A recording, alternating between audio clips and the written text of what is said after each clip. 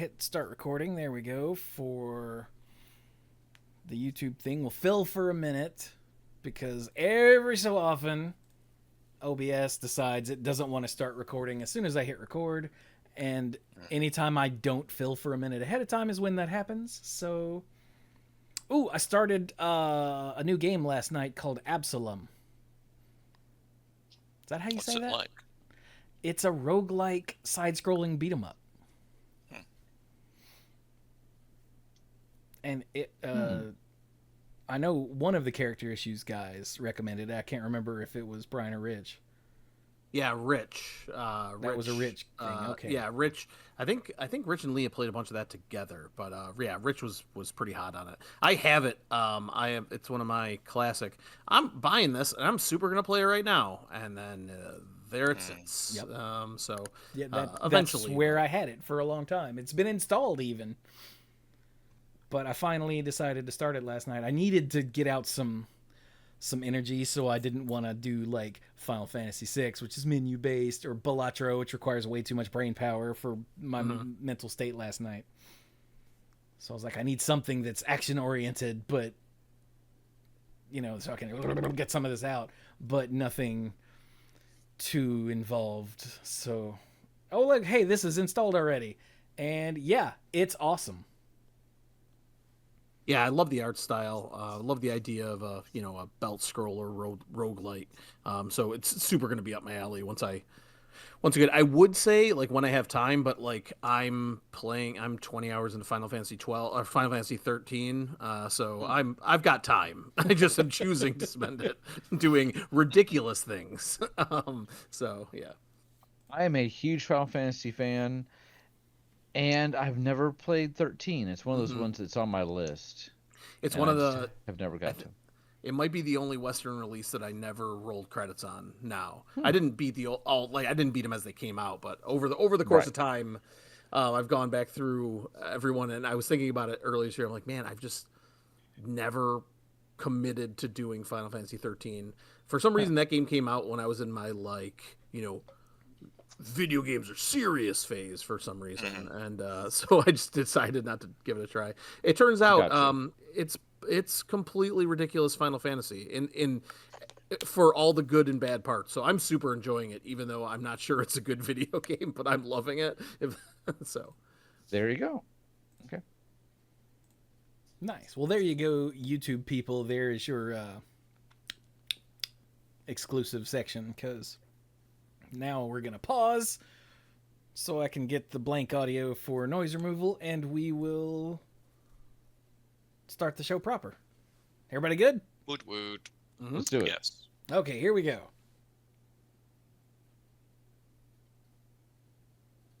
Ow, jam. Hello, everyone, and welcome to the 750th numbered episode of the Mana Pool. The dorks just chatting don't count.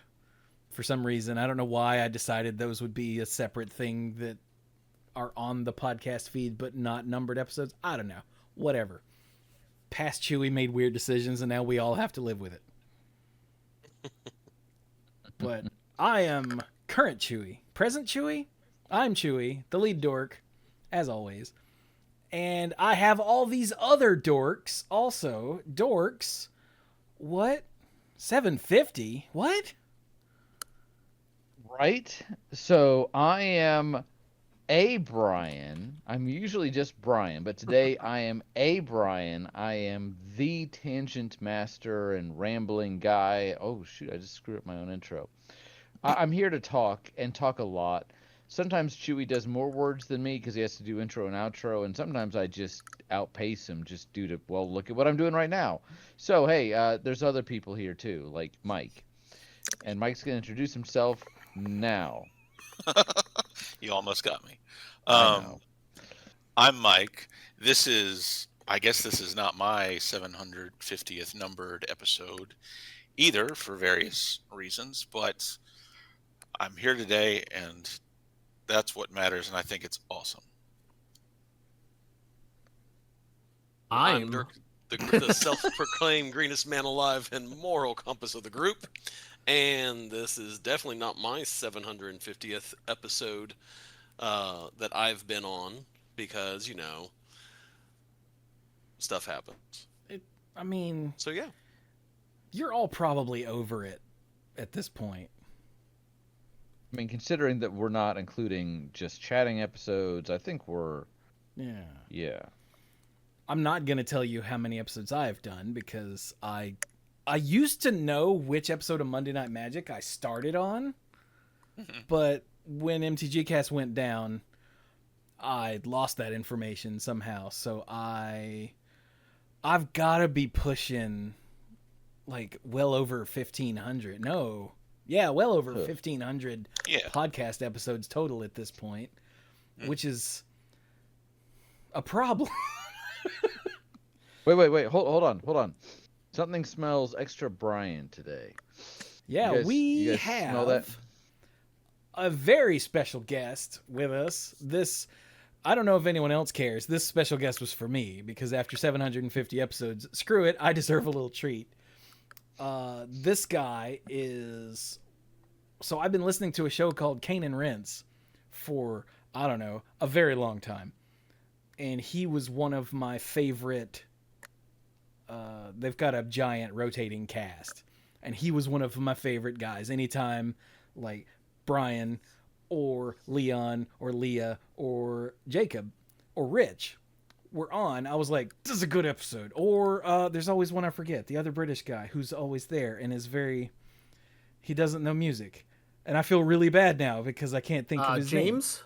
What? Yes, Tony? James. James, okay, yeah. Yeah, those are my favorite of the giant cast of people on Cane and Rinse. And when I found out, well after the fact, because they never mentioned it, that two of them had spun off into their own show, the Character Issues podcast, and then a third of those group of favorites joined them, I was like, I must start listening to this show.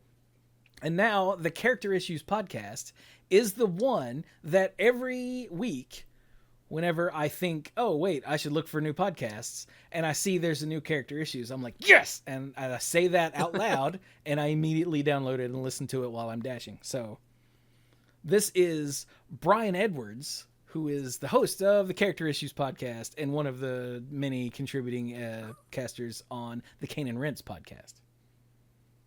Well, thank you, Chewie. That's very, very kind of you to say all that. I am 750, guys. We did it. We're here.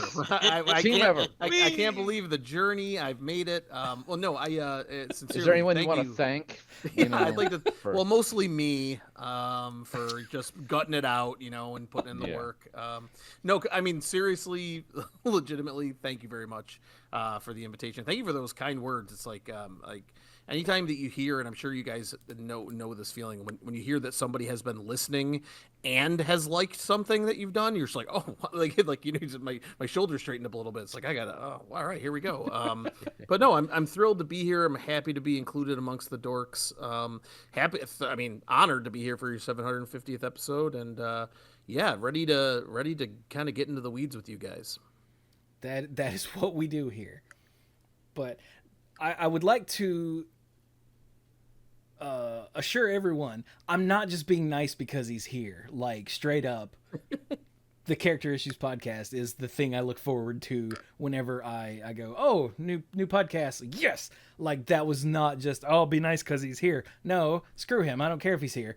That's what I do. So that show started because Leah and I, during Cane and Rinse recordings, would message each other the dirty and stupid things we were thinking in our head that we couldn't say on the Cane and Rinse recording, and we were like, we should just make a podcast of all that filth, and voila, the Character Issues podcast was born. That is great. Yeah, that is absolutely great. So love it. Weirdly, this episode was my idea. It was. Usually, Brian has first Brian, not Character Issues. Brian is other Brian for this episode, as those of you watching the video version can see. We'll get through it. It'll be okay. But usually Brian's the idea guy. But this popped into my head, and I was like, this would be an excellent 750 episode. Actually, no. First, it was I really want to get some of the character issues people on the show. And then it was, I wonder what we would even talk about, because, you know, none of the other dorks are as hard into gaming as they are. And even I'm not as hard into gaming as they are.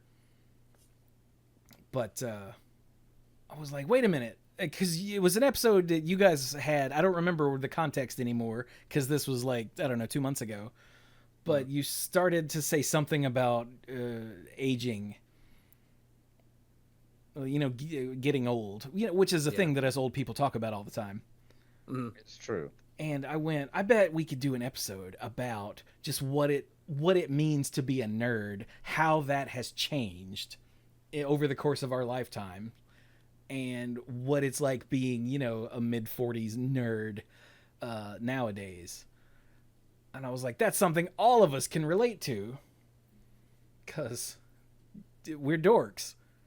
Which is just a different word for nerd. Nord? That's from Skyrim. Nord. That ain't it. Such a Nord. So how do we tackle this? Who wants to tell us about being a nerd? Well, since we're all nerds in some shape or fashion, we're all nerds in our 40s. You know, one thought I had, and I'm not going to try to take over the entire conversation. Sure you don't need to hear me ramble for 2 hours, but being a nerd now does not mean the same thing that it did back when we were younger. Maybe at a core concept, like you look it up in the dictionary, maybe it does, but it has a different meaning. Think about how were nerds, I don't know why I'm talking like this, how were nerds talked about in the 1980s? Raise your hand if you've seen the movie Revenge of the Nerds. Yeah. Hand goes up. Yep. I would also like to urge everyone that hasn't seen it to not watch this movie in 2026 unless you have a very open mind and understanding that things were different then. Things were different. The 80s was a weird time. It really was. It was. But here's the point is, even though the nerds in that film were the heroes, it's the nerd fraternity versus the jock fraternity. Even though the nerds are the heroes, the joke through the whole movie is still Nelson from The Simpsons going, ha ha, the entire time, because the joke is they're nerds. There's a little bit of a heartwarming part where, you know, like they're like, we can stand up for ourselves and we can be accepted. And it's still, again, a product of its time. They're bailed out by the historically African-American fraternity. Just go with it, man. But the fact that they are the nerds is the joke. Now, nowadays, can nerds still be used in a negative way? Of course. You know, I do it all the time. You do, but I mean, someone could also do it unironically. Oh yeah, okay. But it was a different culture, Mhm. and I think it was just being a nerd, having those characteristics. Was kind of a joke. You see what I'm saying? Like it wasn't. Yeah. It wasn't as socially acceptable. You bring up Revenge of the Nerds. There's a thing that I always liked about that is that the main two nerds were like awkward computer nerds, but all the other nerds were just completely different flavors of nerd. It's like true. There's, they weren't Right. There's the child prodigy who's like 12 and in college. He's a nerd. There's the Japanese exchange student. He's a nerd. There's Booger, who's just disgusting. He's a nerd. Yeah. Brian, you were going to say something? And I can actually call him Brian because I'm not talking to myself. But Brian, go ahead. Well, no, I was gonna maybe posit a question to you guys, since I've this is really the first time I'm getting to talk to you at any great length. Is like, what type of nerd were you in those pivotal middle school days? Because I believe that I was the worst type of nerd, and I don't mean this in like the extreme nerdery on the nerd scale. It wasn't like I was the most extreme, but I was that nerd who was super ashamed of and tried to hide my nerdiness to like fit in. And like thinking back of that version of other Brian nerd, I'm like, dude, just like the things you like, man. Don't worry about what other people think, because that's what I think now. But in those like peak, youth age years, I think I was kind of like I like looking back at me now, I'm like what a traitor that other Brian was trying to hide his true colors. You know what I mean? Yeah. No, that's interesting. I think piggybacking off of that, I was probably somewhat similar in that I don't. I start talking and I'm thinking about it. I was not expecting a question like that. Maybe because we have a different dynamic today. I'm like, okay, I think I know what questions to expect from Mike and Chewie. I never entirely know what Dirk is going to ask because Dirk will ask the most insightful stuff. But I, I, I've been a video game nerd my whole life. My parents got the original NES, and we all had to like teach ourselves not to jump, like physically jump when you tried Yeah. to make Mario jump. Everybody remembers that. But I liked books, but I didn't have stereotypical nerd stuff. I didn't have glasses until eighth grade. I did a lot of sports. My parents made sure I did a lot of sports as a Same kid. here. Yep. So, so I don't now to compare it. I don't know that I hid a lot from anybody else. I was pretty much like, hey, Nintendo is cool and I enjoy it, but I think I was more developing it. I did not.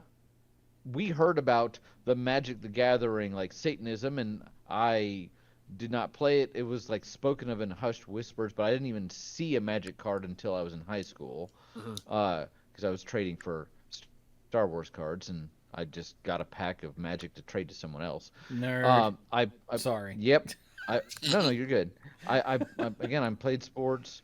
I don't know that I really felt like I had to hide anything, only because I wasn't into like the big stuff. I had heard of D&D, but I didn't know anyone that played. Sure. Sure. So the extent of my nerdism was probably video games, and that was about it. I will say, and I promise this will be the last thing, I'll let somebody else talk.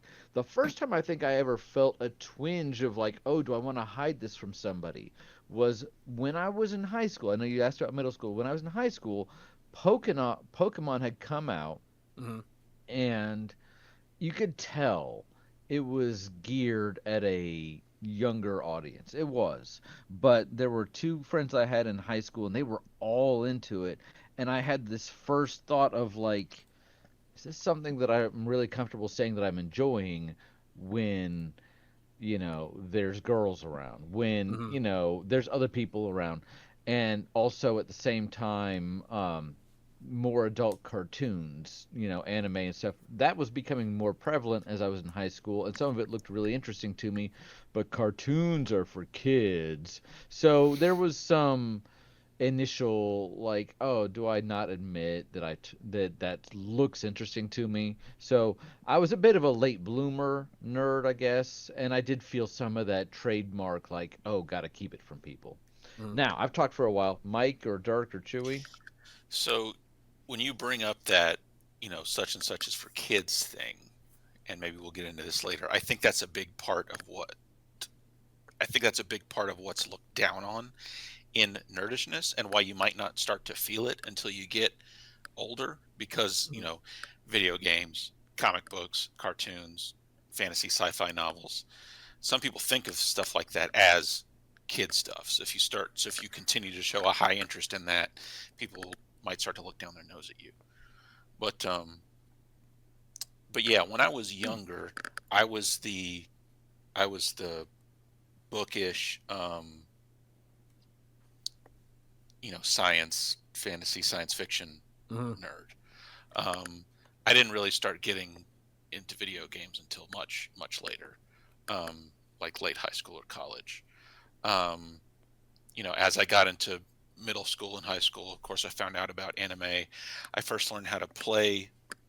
I first was introduced to Magic and Dungeons and Dragons and a couple other pencil and paper role playing games in middle school, and continued to play those with my friends through high school. And yeah, I didn't start feeling self conscious about it, like Brian said, until later on in high school, and it was, I feel like, that kind of a stigma of kid stuff, and also some things that were still popular in sci-fi and fantasy design at the time also just kind of looked goofy. I remember when I would get my new issue of InQuest magazine, I was kind of Oh, I was kind of dreading what the cover would be because I didn't want to look stupid walking around with it. Because for a period of time, it felt like every cover was either just a Pokemon or, some robot pirate lady with her boobs half out. I just Right. didn't want to look stupid walking around holding that. So yeah, Yeah. there's I think that. that's an interesting. Go ahead. Yeah, but yeah, that aesthetic and the association with childishness, I think, is a big part of what Yeah. people look down on then. huh. Shame is definitely something that is learned, and association with something that we feel like is childish doesn't bother us when we're actually kids. Sometimes we want to appear older than we are, but it doesn't have the same stigma. I do think other Brian is correct that, middle school, while I started a bit late, Mike started a bit late, middle school is a very trying time for a lot of kids, and there's a lot of stuff that is involved with, how you feel about yourself. When my daughter was in middle school, she started getting picked on for, of all things, being too skinny, being too smart, being too nice to other people. Mhm. And I think some of that is because hormones, and at some point, kids are feeling bad about themselves, so they're gonna take it out on other people, even if it's stuff that you're like, why? So, Hmm. middle school, ugh. Dirk. Um, it depends on the level of nerd that you Dirk's like, want. I was a jock. You guys are nerds. I mean, he was a So, he was a wrestling jock. Yeah. well, no. So You were also in my marching band. Don't try to fake it. no, I was. So if we're gonna, when we say depending on the level of nerd, so if you had asked me what I was gonna be when I was 6 years old, everyone knew that I was gonna be a paleontologist. Me Mhm. too. Oh my god. So I was all heads over tails, literally, with dinosaurs and everything dealing with it. That was the thing I went. My favorite place to go um, would be at the Natural History Museum, and I Mhm. would have gone straight for the dinosaur exhibit. It didn't matter what was there. Um, my reading level was really low, but I could tell you which word was ankylosaurus, that's a stegosaurus, that's allosaurus. I knew those words. I couldn't tell you what any of the other words were, but um, there was that. I at a fairly, I want to say again, like 8, somewhere in there. Um, my first exposure to video games was this old. It was one of the cartridge. It was before Nintendo. I think I can't remember what it was, um, but like it was an Atari of Hmm. some sort that had like the just. It wasn't the one that played ET. It was Mhm. another type of Atari. But I played, the knockoff version of like Mario Brothers, not Super Mario Brothers or Donkey Kong, but like the one where you had to jump up from underneath to knock little Yeah, creatures the off arcade and game. Yeah. joust and all of Yep. those games. Nice. So, but that was that, and I used to play on an old Commodore, some of games. So I was playing video games at a fairly young age, and as soon as the Nintendo came out, I had saved up money to buy that system. So I had saved up the $100 that was Wow. needed to buy that one Wow. straight out. I did lots of chores. I did everything I could in order to buy that. Um, in terms of cards, I didn't get into playing card like there were maybe some people who played Magic, um, but I never played Magic until college, and I never played any. card games until college either. That was there was nobody who did that. I also didn't play D&D until college. I was aware that there was this thing, but no one at my school knew anything about how to play it. Um, but yeah, I did bands 3 years middle school, 4 years high school, 2 years in college. I did band. Um, I was also very into sports. I've did soccer and baseball, and then did wrestling all through high school. So I mean, I did a little bit of everything. Did theater. I feel like there's a I lot had a of us friend like that. who I watched that our class went to go see one of the plays, and he looked like he had so much fun in that I was like, well, I want to do theater arts now, and so I did theater arts my sophomore, junior, and senior year of high school. Oh, cool. So I was a theater nerd in addition to a band nerd and everything. I think video games was the big one for me. So That what I you're was telling doing. us, Dirk, is that you were in all of the high school cliques. When people say, high school was awful, I'm like, I actually enjoyed high school. I was very active in high school, and I think that's kind of why I had a good experience. Was In it hard? Absolutely. But did I enjoy it? Yes. in this year's And production then of High School Musical, Dirk is playing every part because he was even the girl everybody. parts. You keep your Um, girl parts to yourself, man. But I will Oh say my that my brother did get me into doing Pokemon at one point. Like I had seen the show and was like, or like a little bit here and there. But my main interest was that they had drummed up enough interest with the game that my brother and I would play Pokemon Red and Blue. So yeah, I think that's about all for me that I can think of. okay. Nice, Brian, And or other Chewie. Brian. You were about to jump in with something there. Well, no, yeah, because I think like what I'm hearing, and at least this was my experience too. I was also that mixed bag. Very proud member of the marching band for all 4 years of high school. Thank you very much. But Ooh, what'd you play? What'd you play? I played the euphonium, which is like a Whoa. Oh, large cool. French horn. Yeah. Yeah, Yeah. I did baritone.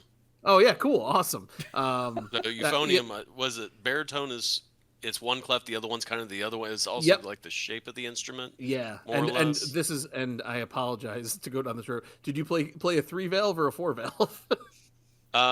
In marching band 3 in Yep. concert 4. You and I would have a lot to talk about. Yeah. All right, you guys are definitely going to slide into each other's DMs Yeah, later. So. For yeah, the so- record, I was trumpet, but I was so bad. I joked that the director made me drum major my senior year to get me off the field. But anyway, I did trumpet in high school, but I did jazz band. Oh yeah, Oh, jazz band nice. too. Yeah, awesome. I was not in the band, but I dated a flutist and then a saxophone player. flautist. So That's just as Go ahead, good. Brian. We all jumped in on your comment. No, but it's go ahead. fine. No, I remember. So I forget who mentioned the middle school being brutal, but I remember that stark change to where like it felt like one day I was bringing in my binder of my X-Men trading cards, and like all of these pages filled in with all these murals, and it was the coolest thing in the world. And then like there was a weekend, and then I came back with my binder again on Monday, and it was just like, what are you doing with those? Like, wait, what happened? what happened? Why is everybody not like this cool stuff Didn't- anymore? didn't That, you that get the sudden memo? puberty is a bitch. Yeah, right.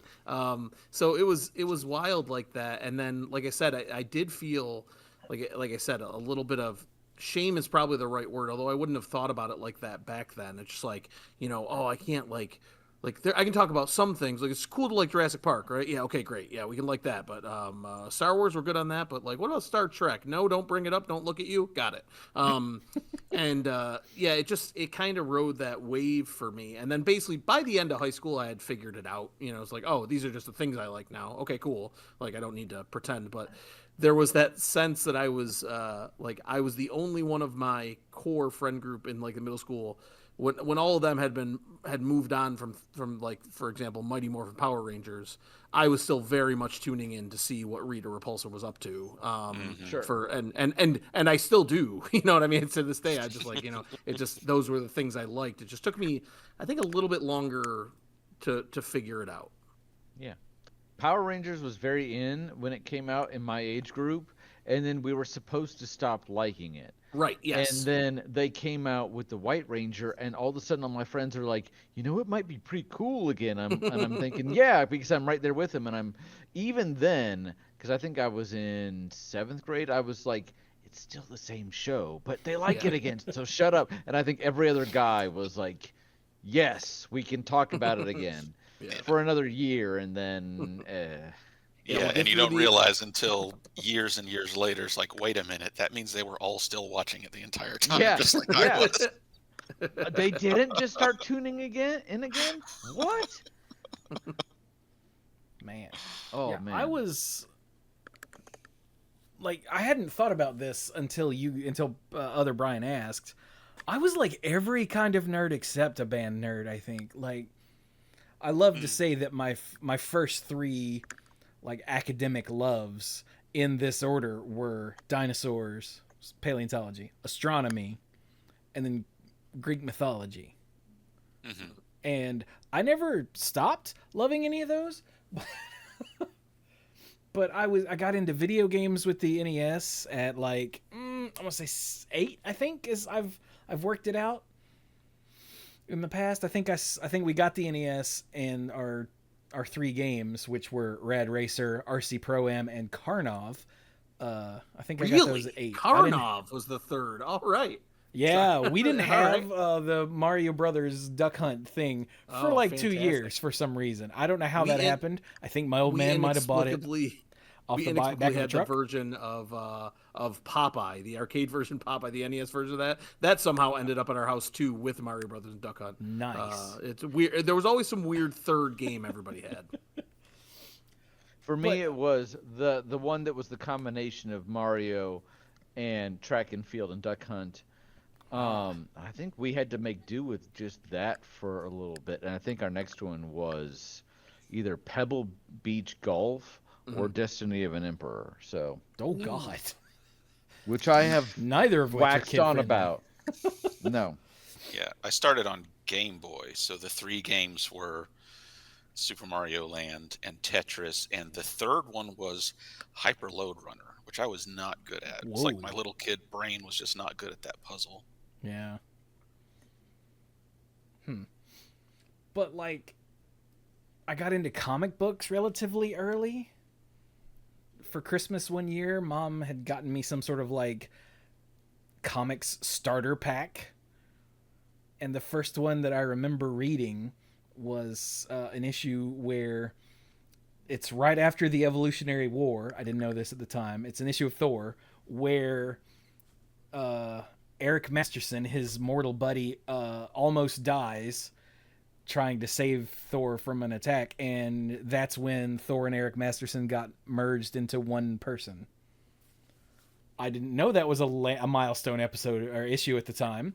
It's just the first comic I remember reading. That's also where like there was an issue of The New Mutants and an issue of X Factor and an issue of Marvel Tales, which were Spider-Man reprints, all of which had this one blue furry guy on them. All 3 of which looked completely different, but in reading them, I realized those are all the same guy. It was Beast. And that's where I realized that Marvel Comics were like one coherent universe, and it blew my little mind. But anyway, I got in. Scott and Shoop got me into. You guys don't know Shoop. I don't have any contact with Shoop anymore. But yeah, Scott and Shoop got me into Magic. I want to say like late middle school, early high school. Whenever Homelands was the new set, that's when I got into it. God help us all. So yeah, I read the sci-fi and fantasy novels. I was a huge dork. Mhm. But the first time I remember, like, and I'm sure there was more of this, I got picked on relentlessly because I was a ginger. I was a smart ginger kid who didn't fool with stupid people.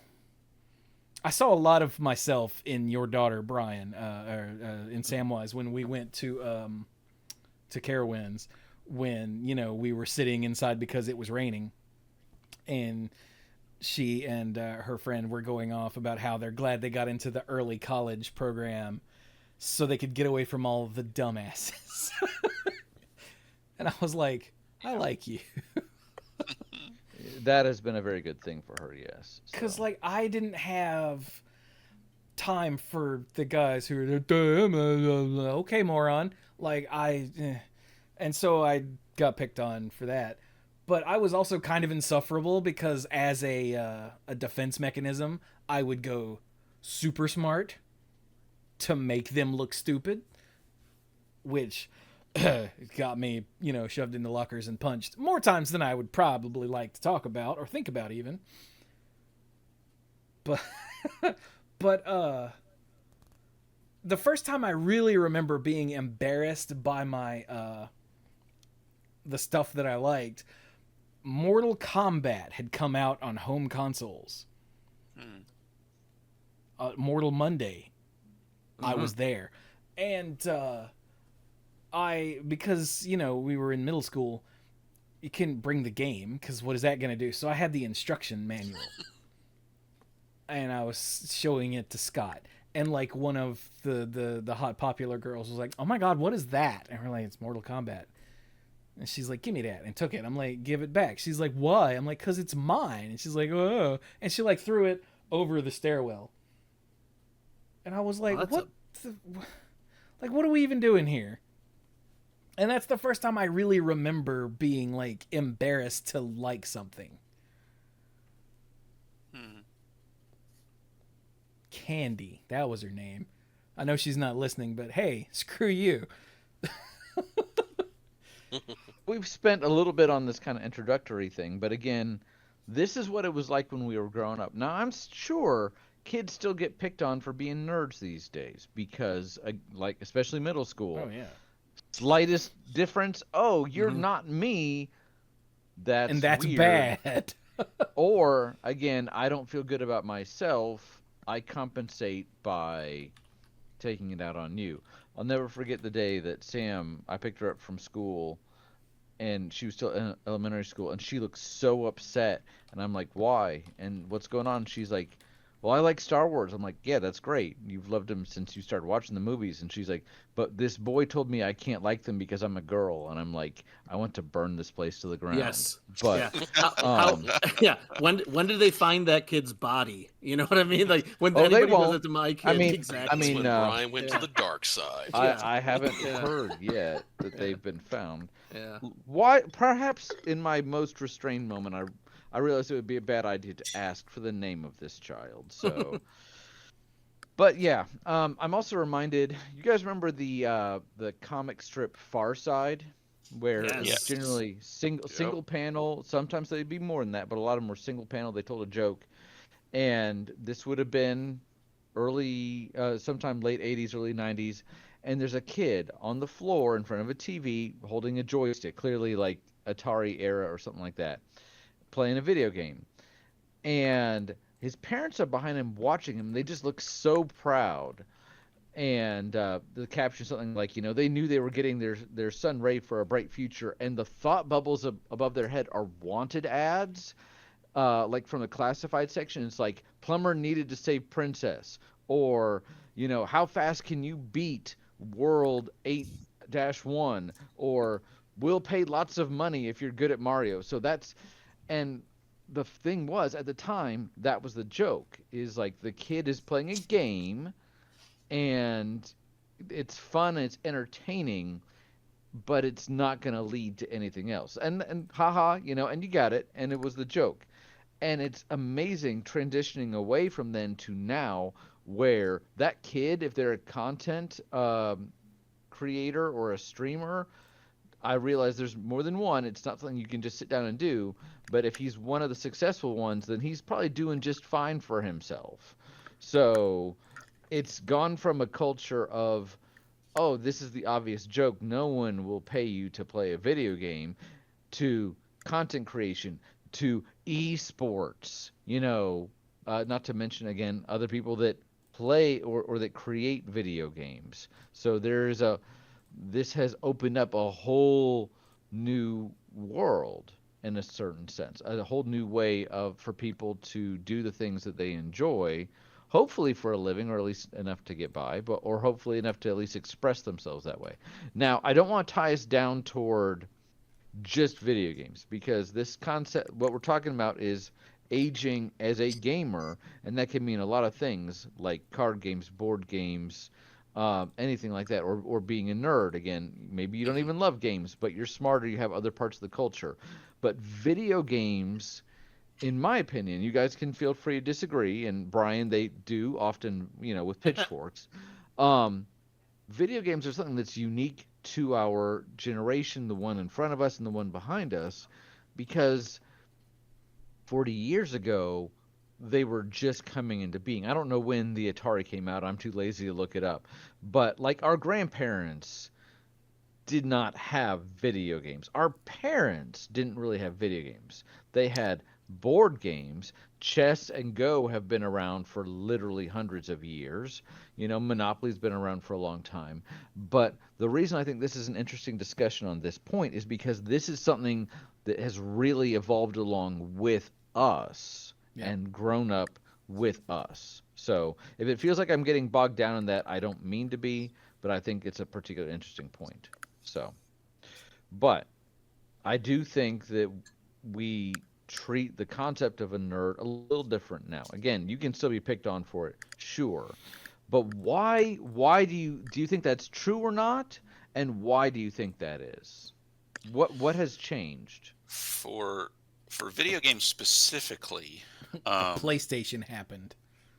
Well, yeah, PlayStation happened, and that, but also just the kind of people who would own the electronics that would play a video game. Early on, video games would be most accessible to techies who had the extra spending money to get a home computing system, and later a home console to run it on. So it wasn't just little kids; it was like grown up tech nerds. But then, when after the first video game crash and Nintendo came back marketing itself as a toy, then it got to be seen more and more as a toy and as more kid stuff, marketed towards kids, focused on kids. But now everyone walks around all day with a perfectly good mobile console in their pocket, so playing video games isn't as unusual. Of course, mobile games are the mainstream things. Home consoles and home computing systems are a little more niche.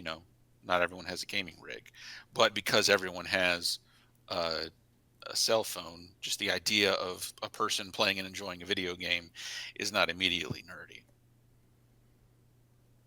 I think we can tie, because I agree with both of you. Like this, being a nerd now is different than what it meant, when we were kids, and how, just accepting the kind of nerd culture. I think you have to tie a ton of that to the movie industry, specifically starting in the early 2000s, but then obviously through the Marvel stuff, and I'm sure we'll talk about that later. But like I remember, like Star Wars was insanely popular, but was still in my high school years considered to be pretty nerdy, or at least in my middle school years, you had to like try to like be into it and watch them. Like you had to track down those early VHSs or whatever.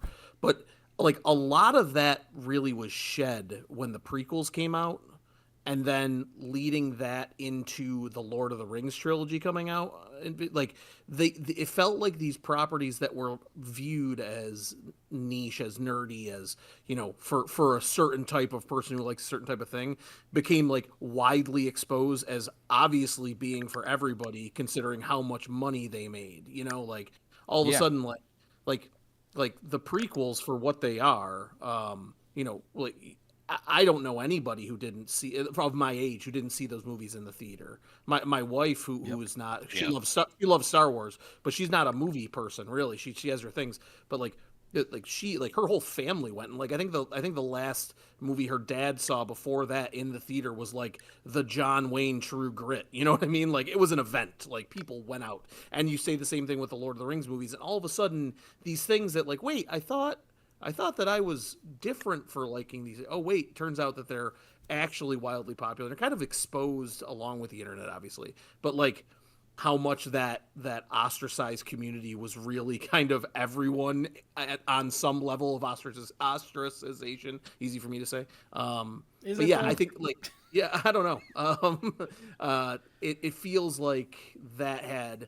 Like that's where like I felt that monumental shift, and then it just kind of, in my opinion, snowballed from there. I agree with both of you, and I think it's a very similar concept where Mike brings up. Dagnabbit. Sorry. Hold on. I think Brian just died. But yeah. While he's doing that, pointing out Lord of the Rings is really insightful, because if you even just stop and think, like, okay, think about a high fantasy movie. Like if you were to think to yourself, okay, high fantasy movie after Lord of the Rings, you're going to think about something like Lord of the Rings because it was so influential. If you think about like high fantasy movie before Lord of the Rings, you're going to be like, because you're going to remember something kind of goofy. Yeah, Legend with Tom Cruise in there. Yeah. I was like desperately searching playground yards for other kids that had seen Willow. You know what I mean? Like, right? Willow? Okay, that's great. A good one. Yeah. Sorry, I had a technical issue on my part, but yeah, both of you kind of came at accessibility from different angles. Mike talks about the phones and how, like, again, not everybody has a Nintendo or an Xbox or a gaming rig, but most people, even a lot of kids these days, we didn't get a phone for Sam until she was in middle school, and she was one of the last people that she knew to get a phone. They're almost coming out with them with the bassinets these days. So phones, and then to your point, Brian, about movies, and that's fantastic. I hadn't even thought about that, because it's not just the games themselves, it's not just the culture, but it's how people perceive it. It's these shared experiences, and movies are something not so, we still experience them together, but especially before streaming, we did in groups. You go to a place to do a thing, and you start suddenly see everybody else do it. You may not have been a big Leonardo DiCaprio fan, but when Titanic came out and everyone and their mother saw it like 3 times, and the movie was sold out, as someone that worked in the movie theaters, sold out over and over again weeks after it came out, then you're like, at some point, either I'm determined to hate this, or there must be something to this, because everyone keeps seeing it. So yeah, it's that perception sort of thing, and not just how do we perceive nerds, but how do we perceive the things they do. Yeah, and when I said the PlayStation happened, I wasn't kidding. Like, the Atari and before were for, families who, just wanted something to do. But like the Nintendo, Super Nintendo, Genesis, all of that was for filthy nerds in their mother's basements. Like, there was no mainstream, there wasn't much mainstream acceptance of that sort of thing. And then Sony got into the game and started marketing video games, which was the nerd haven, to like the jocks and the people who picked on us for playing video games. And now they're playing video games and wanting to talk to us about it, like they weren't just giving us crap for it, like, 6 months ago.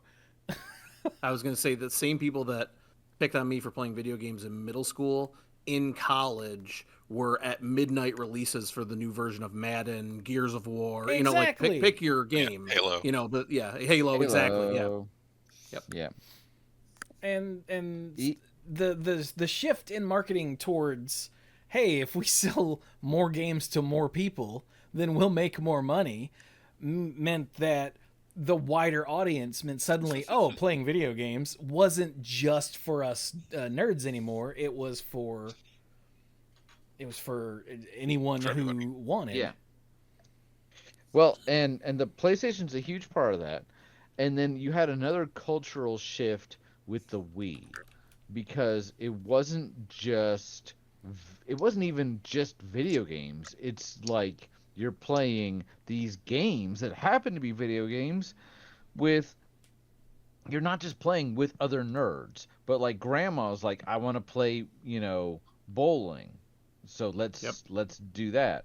We want to do Wii Sports. We want to, and then and then it's a gateway, a little bit of like, well, I enjoy this, but what's that Zelda game where you're swinging the controller around as well? Oh, this Mario game is pretty fun, things like that. So people didn't see, the PlayStation was still a gaming console. It was marketed, I agree with you, toward a much wider audience. The Wii wasn't even seen primarily as a gaming console. It was just almost like a big box of games. A big Yeah, it box was like of a family, entertainment. family party. gathering device. Yeah. Yeah. Yep. And you couldn't get one. For those now in the far-flung future of 2026, you're like, oh, well, we know PS5 was hard to get. PS4 maybe you had to wait for. You couldn't get a Wii. You couldn't. I think over a year after it came out, we decided, you know what? We had tried one at Carrie's Aunt Cindy's at Thanksgiving. It was a lot of fun. We're ready to take the plunge. And in February of the next year, we were like, where is it? Where can it be? All that sort of stuff. And we learned in the Circuit City. Yes, I'm taking it back to Circuit City, y'all. In the Circuit City ad, there was some logic that if it was in the ad, they had to have some number of consoles. So I woke up before church one Sunday, saw that it was in the Circuit City ad, told Carrie, all right, they open at 7, it's 5, I'm going to go ahead and head over there. I drove to the Circuit City, and I was there well before it opened. It might have even opened, I think it opened maybe at like 10, because we were like, can we still make it to church? I don't know. But I got there before 7, and as I drove up, I was, yes, the first person in line. By the time I even parked the car and walked up to the store, which was not even like 100 yards, 2 other cars had already parked, and people were getting out of their cars. So they had 10 consoles. I got the first one. I feel so bad for whoever was number 11, but you couldn't find them. And it's because of demand. For like a solid year or possibly more, whenever I would see one on a shelf somewhere, I had like a list of 5 people I would call. Hey, they got a Wii here at Target and wherever. Uh-huh. Oh, you found one? Okay, never mind. I'll call someone else. Hey, they got a Wii here. Grab it for you? All right. I can't afford to buy it, though. You're going to have to get your ass over here. As he's on the phone, somebody else snatches it up. So, yeah. And I think the part of the reason for that, tying it back to the greater topic, is that it wasn't just the typical gamer, the typical nerd buying it. It was anybody was buying it.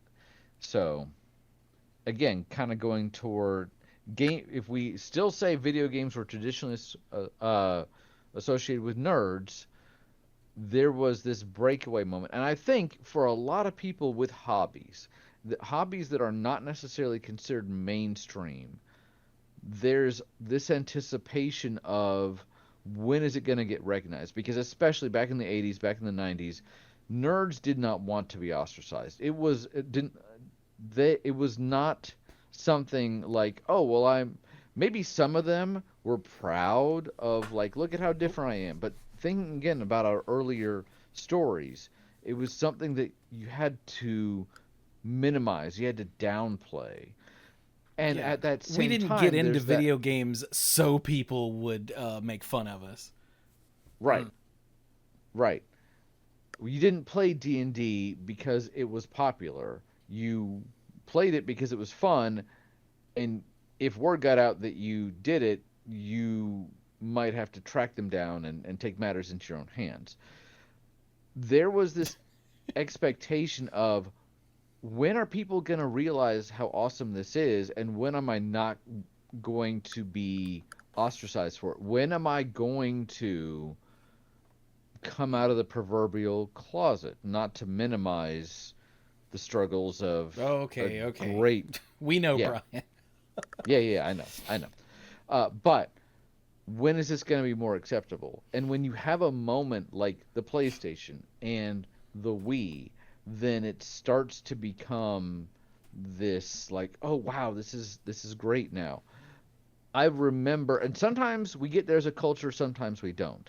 I remember when the World of Warcraft movie was getting ready to be released, I saw a forum post by somebody that was like, all right, now this is going to be huge, and we're going to have like triple the number of people signing on to World of Warcraft, and they posted a whole list of like 50 etiquette things because they knew that the game was going to like triple in size because everyone was going to see the movie, and then they were going to all play World of Warcraft, and they were going to fall in love with it, and like 5 years there'd be another 2 films, and this person, their eyes were so full of stars, and I wanted it for them because they just wanted to share this thing they loved with everybody. I don't know that that's what happened, but they The had etiquette that thing thought. did, but Good. There was an attempt. But there was an But- attempt. I think there's this thought that like, I really enjoy this thing, and maybe eventually, especially if it's something that not everybody loves, maybe eventually people will get smart and they'll realize that they should be doing it too. Maybe they'll want to be a nerd like me. I think in the early 2010s, with the advent of streaming D&D, talking about Acquisitions Incorporated and Critical Role and Dimension 20, there was this thought of, oh, D&D is catching on, and I think certainly it's had a lot more exposure. I don't know that the average, at least I haven't done a poll, but the average American household would really say, oh yeah, it's a household game for us now. I think there's more awareness of it.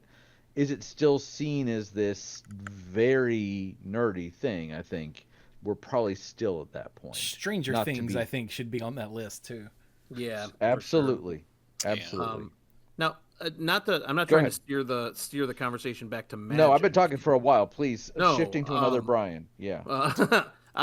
Did you guys feel that Magic ever had that moment for you where it felt like it was getting bigger than ever? Like, would now be that, but it's more on the collecting side than the actual playing side, or You like? see, 'cause- It's we have been hard. waiting That's for a- that moment for so long.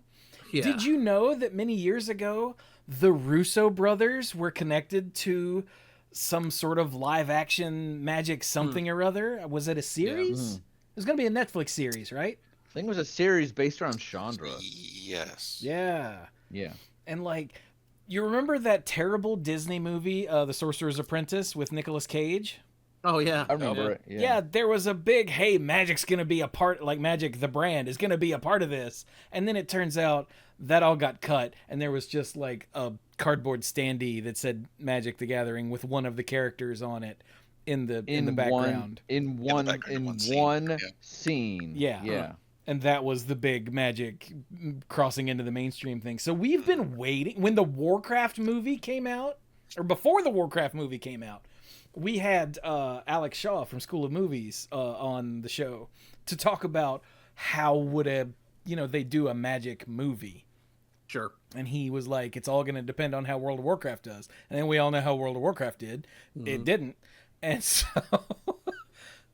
I Which think isn't to that say scared a people lot don't of love people. it, but it didn't. Yeah. But Yeah. like, it's never. It was on ESPN2 for a few minutes. Yeah. But I there think was there's always there was never that big. Hey, this is what Magic is for the normies. there have been a couple things very recently where it's like, maybe it's almost going to happen. Like and it's been with some of the Universes Beyond stuff. Yeah. Mhm. It's like, okay, Lord of the Rings, wow, that was big. That was really amazing for interest in the game, but it didn't create the breakthrough. Final Fantasy, wow, that was amazing. That was really huge for interest in the game, but it didn't make that breakthrough. And then maybe Spider-Man could do it. It's like, no, Spider-Man turned out to be not very good at all. Spider-Man was not. It was they just had not a high good set. hopes. It was just Yeah. bad. Yeah. Mhm. Yeah. So But there's a reason why. So I know you don't play, but they have really invested in this Universes Beyond concept where there are sets that are dedicated to an outside IP. And in 2026, there are 7 standard legal sets that have been announced, and some of them have already come out. And of those 7, 3 of them are set in Magic's original story and Oh, okay. take place in their world. And 4 of them are not, which is for people that have been playing for a while. For some of them, some of them take it as a betrayal, like, oh, when is Magic Sure, going to feel like yeah. Magic? But others are saying they're trying to reach out to other people and grumble if I don't like it, but also I like Marvel, so I guess I'm okay with this. What are the 4 this year? It's the second Marvel set, and it's Star Trek, but I don't remember No, I don't Star remember the Trek's others. not this year, So- is it? Are they doing a turtle set, or am I losing my mind? They already that was that's out now. That's out now. Yeah. Okay. All right. Yeah, that is the newest set until this Saturday. Okay. Was But Avatar yeah, this year? Avatar: The Last Already came Airbender was out. last Yeah, that was year. last year. So Oh, here we It was go. af- Jay Spencer says Turtles. Oh, The Hobbit, right? Marvel, superheroes, and Star Trek. Okay, so Star Trek is this year. All right, I'd Okay. forgotten about that. so Oh, I forgot there was So- going to be Hobbit. so I wonder if that's to speak to your question, Brian. I wonder if how much of this is yes, we just want more money and that's going to be it for the shareholders, but from the development standpoint, how much of it is also, hey, everybody that doesn't play Magic, here's that thing you love in Magic form. How long until we have the Friends Magic set? Because I really think an alternate art Chandler would look really good on my wall, like blown up. I hate you. Color would Chandler be? Oh, Chandler would be. White, There's already a obviously. Magic card called Chandler, so he would be red. Oh, He's from Homeland. Of all the ones I could have picked, I could have said anybody, and I picked the one that already was a. Oh, dang. Oh, I thought you did that on purpose. No, I mean yes, but no, no. Oh my god. No, I just wanted to make a Friends joke. I'm really hoping to stick to a similar idea, but not Magic. I'm really hoping that Henry Cavill, who is a giant Warhammer nerd, Mm-hmm. I'm really hoping he can pull off the Warhammer movie thing that he's attached to and trying to make He's happen. passionate about it. He He really is a wants giant to do it. Yeah. Warhammer 40k nerd. I mean, in addition to being like one of the sexiest men alive that has ever lived, full stop, Jesus Christ, he's a massive dork, and I love it. Is this And like a? Is I this really like a hope he Ryan can Reynolds do that. loves Deadpool sort of thing? Do what? So, is this like a Ryan Reynolds loves Deadpool sort of thing, where like? Sort of, except like he's deep into actually playing like Warhammer 40k. Like anytime anyone asks about nerdy hobbies, he's like, "Oh, yeah, I play Warhammer 40k." He brings his army with him on the road wherever he goes, just in case there's somebody else who plays. Yeah, Yeah, he's had discussions about, I played this faction, and he's talked about how much he dropped on it and some of the size of the figures he has, and That's another one where like Warcraft is you have to discipline yourself and tell a focused story, because if you try to pull in too much, it's just going to be a mess. Yeah.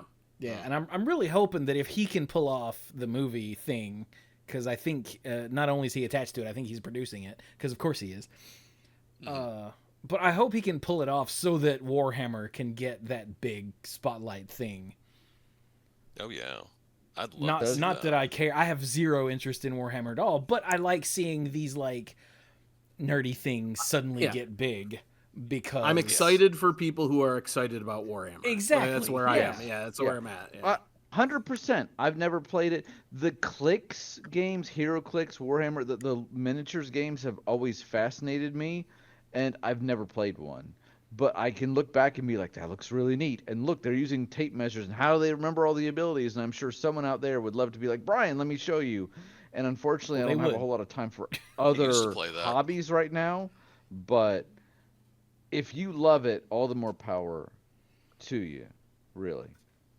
But I will say, you said I had to make the bad joke of it's got Henry Cavill in it. Then I really hope we don't have to wait 5 years for the Snyder cut of Warhammer, and it's like 10 hours long. and then he'll be That's replaced the- with I forget who's the new Witcher because I didn't watch the It's, the new Isn't season. it? Uh, It's not Liam Thor. It's like Hemsworth. Thor's brother. Yeah. Yeah, Loki. It's Liam Yeah. Hemsworth. It's the Hemsworth we have at home. So No, I think there's another one that's the Hemsworth we have at home. Liam Hemsworth is still pretty hot, but he's not Henry Cavill Is he? hot. I'm just saying. Yeah. I actually have not seen the newest season of The Witcher. I think it took a little longer for it to come out, but also because it doesn't have Henry Cavill in it, I have not really been rushing to see it. Yeah, hashtag not my Geralt. Mhm.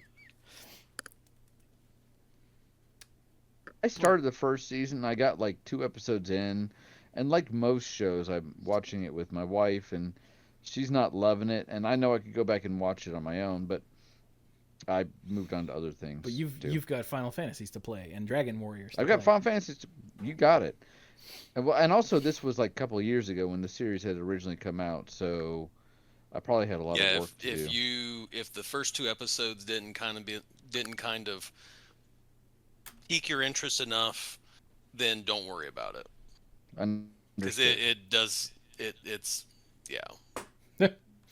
So anyway, It is a show that it's kind of like Game of Thrones, where some people are like, oh, it's very violent, and everything, and if the first 2 episodes felt like, this is a lot, don't worry about it. 'Cause that's the rest another of big one. It's a lot. Is Game of Thrones somehow this book series that I had never heard of suddenly became the thing that every normie, like non-nerd person I know could not shut up about. Yeah, that people talked about that the next day, the way that like my mom talked about The West Wing. You know what I mean? Yeah. Like it's like I watched a lot of The West Wing with my mom back then. Like I was a teenager, I think. But like it was like water cooler conversation, but about the mother of dragons. You know, it's like it took over.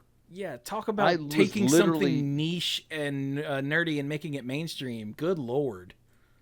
And it is like high fantasy, like, and you've got political stuff in it, and you've got, these complex relationships that you would think people would not be into that. Yeah, not to mention And- all of the sexual assault and the incest. And incest. I was Right. about to say, Well, oh man, I- A lot of that. Well, see, here's the thing. I almost if I had a mentioned nickel that. for some time, beat me to the incest joke again. See, I almost mentioned that, but then I thought, there are some people out there that maybe that's what drew them in. Like, What? political intrigue again. I'm listening to the speech, but oh look, boobs in the background. It's Only at there a, was some it's, incest. it's at a brothel. Now Littlefinger can talk about whatever his ambitions are because we literally have boobs. So I'm okay. Not to bring it full circle, but that does sound a little bit like Revenge of the Nerds as well. So Full circle. Yeah. Yeah. Game of Thrones is just Revenge of the Nerds for a different generation. And they say it's a different world, but really, Oh God. But no. But as he said, like water cooler stuff. Like I was in court one time, and a DA and an attorney were talking. They're like, "Yeah, your client's gonna plead or whatever," and Oh, did you see when Daenerys and Jon had their conversation? I wasn't even watching at this point. I remember this conversation like a year later when we got a subscription to HBO to watch Game of Thrones. But they were all like, "Yeah, I bet she's looking at him now," and I'm like, "All right." Do I need to come back? Do I need to give you guys some space? Because this is not stuff that non-nerds, when we were growing up, would admit to watching. Ever. It's the sort of thing you watched by yourself because you were ashamed. You would turn it off if someone else came into the room. Right? And now families are watching it together. What?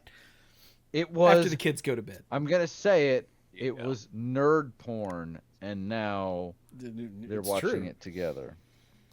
I'm reminded, I don't think this is going to contribute to the greater conversation, but I'm reminded when we started the show, I worked at a place, I built DVRs for security systems. So basically, I built computers all day. Mm-hmm.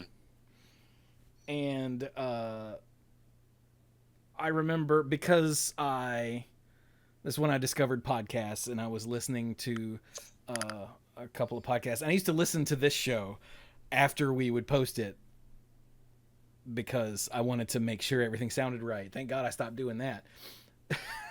Now I rely on listeners to be like, "Hey, Chewie, something was... thank you. I'll go fix that."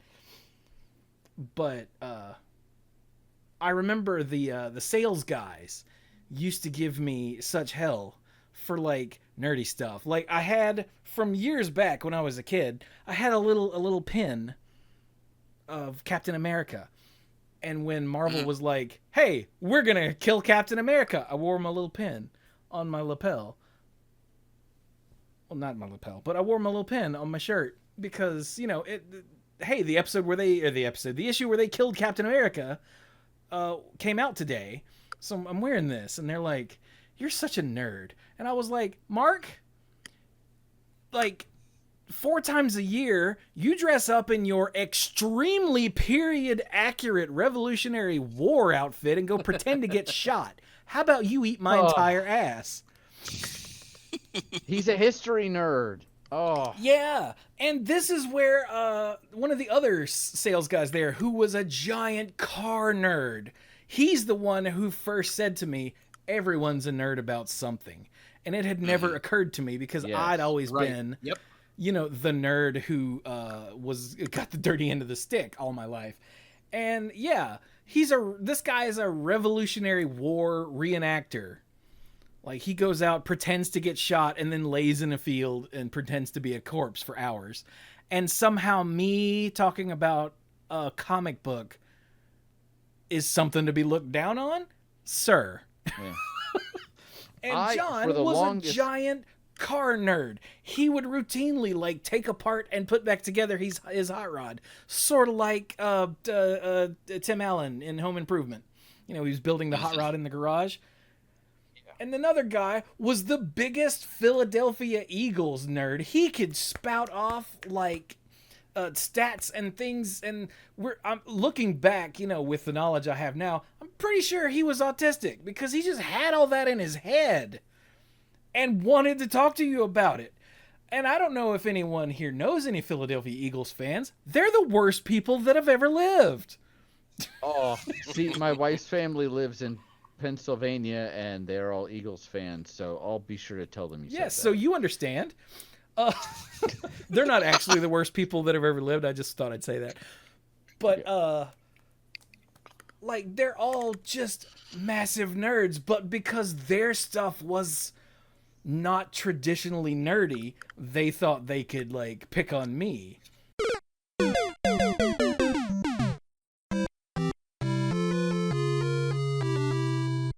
All right. My computer decided to blue screen, but we're back now. What was I saying? Because their hobbies weren't the traditional, like, nerdy ones, then they were all, you know, older than me. Yeah, because they were connected to mainstream interests. Yeah, they felt that they could, you know, lord me being a nerd over me until, you know, well, the one guy didn't, because he's the one who's like, everyone's a nerd about something. Yeah. And that's part of where my like acceptance of everyone being in the stuff like solidified. Yeah. Now, I in talking to, and hearing what you guys have all said, it feels like we all have collected nerderies, nerddoms over the years. So like obviously Dirk, you and I were talking about our music nerd stuff that we did, and then like I'm a big wrestling nerd, still am. Even though the evil mega corporation has their event this weekend, like I loved pro wrestling as a kid, and I never kind of stopped loving pro wrestling. Like it felt like when you had one of those what you would consider less than mainstream nerddoms, you kind of collected them almost a little bit, like little leaflets, and just had a bunch of them. Well, as the people that you were describing, Chewie, like seemed to be like this is the thing I'm a nerd about. I'm a nerd about sports or a specific team or cars or what have you. Where I feel like what we've talked about today, a lot of us seem to have various of those interests. And I wonder if there's like I wonder what there is to that, if anything. There might be nothing to it, but like is it like because it was a sense of community? It was just because like a lot of those things like hey, if I like sci-fi and I like fantasy, hey, there happens to be a lot of video games that center around sci-fi and fantasy, and so then books and movies and shows like it just kind of it feels like they feeler out into other arenas pretty easily. Yes.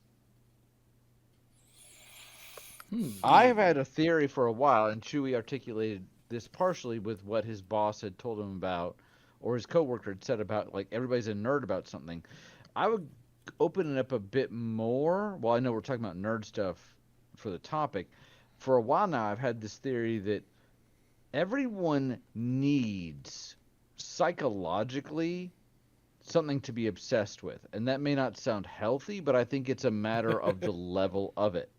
Because you can call it extreme interest, but you need to be passionate about something. If you don't, then I think you don't feel complete. Or at the same time, maybe it's not about being complete, it's about striving for something.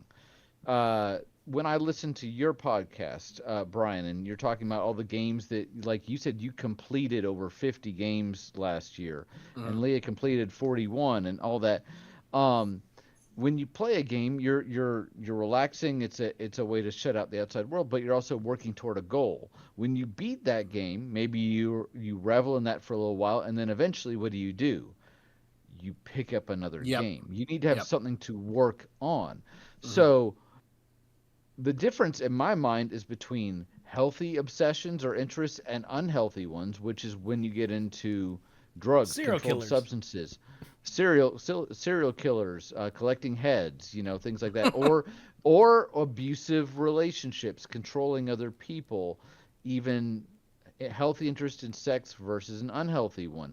Anything like that can be, but I think denying that we have these obsessions or extreme interests is not healthy. I think it's important to acknowledge them. And I realize we're getting a little bit off there, but it ties into it as far as what behavior is acceptable, what's not, and how much of that is dictated by our health and how much is dictated by society, given the fact that, again, 30 years ago, oh, you play video games, you're a nerd. There's a Simpsons episode, because there's a Simpsons episode for anything at this age. Right. But there's an old one from like the first or second season where the Simpsons have a boxing game at home on some sort of like old system, and Homer cannot beat Bart. He can't do it. So he takes an exorbitant amount of money that only like an adult with a job would have, goes to the arcade, gets the best kid in the arcade to play him for hours until finally, even though he's still losing, he's way better. But when the kid's mom comes to pick him up, she's like, "You're an adult. Why are you wasting your time with video games?" And it had this sense of like, what's wrong with you? And I mean, it's Homer Simpson. There's all sorts of things wrong with him. But the stigma wasn't Homer being Homer. It was him playing video games, which, tying it back to what we were talking about at the beginning, childish behavior. So, Mike, you were going to say something? He was making mic sounds, so Yes, I was, but it was a specific response to something earlier, and the topic turned. So it's okay. I might think of it later. okay. Fair enough. Brian, I do tend to talk a lot, so if you need to say something, just No, I throw feel it like out there. I feel like I've jumped in more than enough already. As No. Chewie will be able to tell you on my other podcast, I get accused, rightfully so, of talking a lot. So It must be a Brian thing. I don't know. It's weird. It Yeah. must Yeah. be. So I know a how judge about... named Brian, and he's always talking over people. But that's rude. I guess do we maybe we didn't get issued our gavels yet, Other Brian, or I'm Other Brian. Yeah. I did it myself. Oh my god. I am the other Brian Who to are- you too. Why can't I hold all these Brian? Oops, We need to all get Brians. Prilliman on the Yeah. episode too, because Yes. he is the very definition of an aging nerd. Oh, that's great. So Mike brought up something earlier, Inquest magazine. And Oh, this yeah. is something that when I ask people, about how being a nerd has changed, something that came up a lot was being able to find other people. I think it's not just mainstream acceptance and, the Lord of the Rings effect and the PlayStation effect and that sort of thing. It's also that we don't have to live in these tiny little pockets anymore.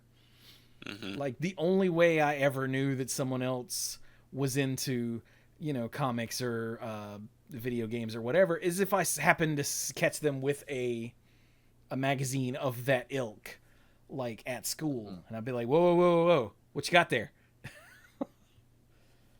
Yeah. What kind of dork Yeah, are you? yeah. I'm into, why do you have Wizard? Because I read There- X-Men. How about you? You had to go out and you had to find them in the wild. There was a commercial for an old Pokemon game where an attractive young lady is on the subway and then she gets an alert on her Game Boy or something that, oh, there's another Pokemon player around. And then she sees this young man and then they have a Pokemon battle. I'm like, that's great. And then so I started carrying my Game Boy around, and interestingly enough, I didn't run into people just that were carrying their Game Boys around. But it was an interesting concept, but that was before the internet was really a thing. The internet, I mean, it feels silly to say the internet has changed everything, but it has changed literally the foundations of so many things. The five of us are miles apart, probably hundreds of miles in Brian's case, and yet we're having a conversation in real time. And that would not have been possible without this technology. Thank you, Al Gore. Yes. Hallowed be thy name. Yeah, that's a huge part of it, obviously. But also, I think it's also done the same amount of fracturing fan bases too. And I don't just mean social media rot, but like now, I can go. I know specifically what I'm doing when I go to bed tonight. I could be reading a book, could be doing this. What I'm going to do is I'm going to go to my comfortable YouTube channels, which are typically grown men in their 40s playing classical acoustic guitar covers of video game songs. And me and the other, 10 to 100,000 people, pick your community, who like those things are going to go watch those videos and do that. But like people who are into video game music, well, what type of video game music are you into? And it's like, well, I'm into this. And you can now go down these internet rabbit holes to your specific niche, which then takes kind of what used to be, oh, I like video games is now, or I like comics, or I like this or that. It now has splintered off into so many divisions where it feels like certain things are going back to those niche varieties in specific ways. It's very interesting. It's exciting because you can discover a lot of new stuff. But also, if you want to find your cave and live in it, you can also very easily do that. When as before, you kind of couldn't really because of what you said. Oh, he has a wizard. I know he reads comics. I read X-Men. What do you read? You read Hulk. Cool. You know what I mean? It's just you'd find your commonality. Where now you can seek out your own specific island to live on, should you choose. Yeah, and I started thinking about that when Chewie brought up, how do you find how do you found people with common interests back in the day? It's like I remember, yeah, like there was a group of people that I would hang out with a lot because of those common interests. Some of them were my friends, some of them were just there, some of them I didn't actually like at all. But I would, that was just something I had to deal with. Because to have that group of people with common interests that I could do stuff with and talk about stuff with, that was just part of it. But yeah, you're right. It's with communications so open, it's a lot easier to find that, perfectly enjoyable, safe spot. And that does make it a little odd when you think about it, to not have any friction, not have any push and pull. And honestly, because if you get too narrow, then you're not finding out about as many different things as often, maybe. Yeah. Even before the internet, though, I think the internet made it easier to do that. But do you guys remember in college the SF cubed people? That sound right there, that is exactly my point. That was one of those cases. I mean, that reminded me of some of those people in the group of folks that I knew in high school who were in that either, okay, they're just there, or yeah, I actually don't like being around this person. Some of the SFQ people were cool, but many of them were just not my kind of person. And I only went to one meeting. I was just like, I'm just gonna go back and hang out at the dorm with Chewie and Brian and Dirk. Yeah, for those of you who weren't us, some of those people were the type of nerds that nerds make fun of. Like long, greasy hair, poor hygiene, never touched a member of the opposite sex or the same sex. Like, just, and we're dicks. Yeah, several of them were jerks. And it's like, come on, man. And I'm reminded of the time, oh God, this is going to take it back. The time I got nerd AIDS. Mike, you remember that? Oh yeah, where you had that weird rash after hanging out with some folks. Yeah, I used to do stand-up, and there was this really cute chick that I was hitting on during my set. I'm not gonna lie. And then I found out that she was like young enough to be below my creepy number, you know? Mm-hmm. And so I immediately stopped. But she seemed to appreciate it, and she like invited me to come hang out with her and some of her friends like a day or two or three or whatever later, and like eat food. They were doing like a cookout thing, and I was like, sure, why not? And some other nerds showed up who were, the game they were playing, you know, the verbal game they were playing was describe your sex life using only Pokemon commands, and they all ended with like smash and sadness.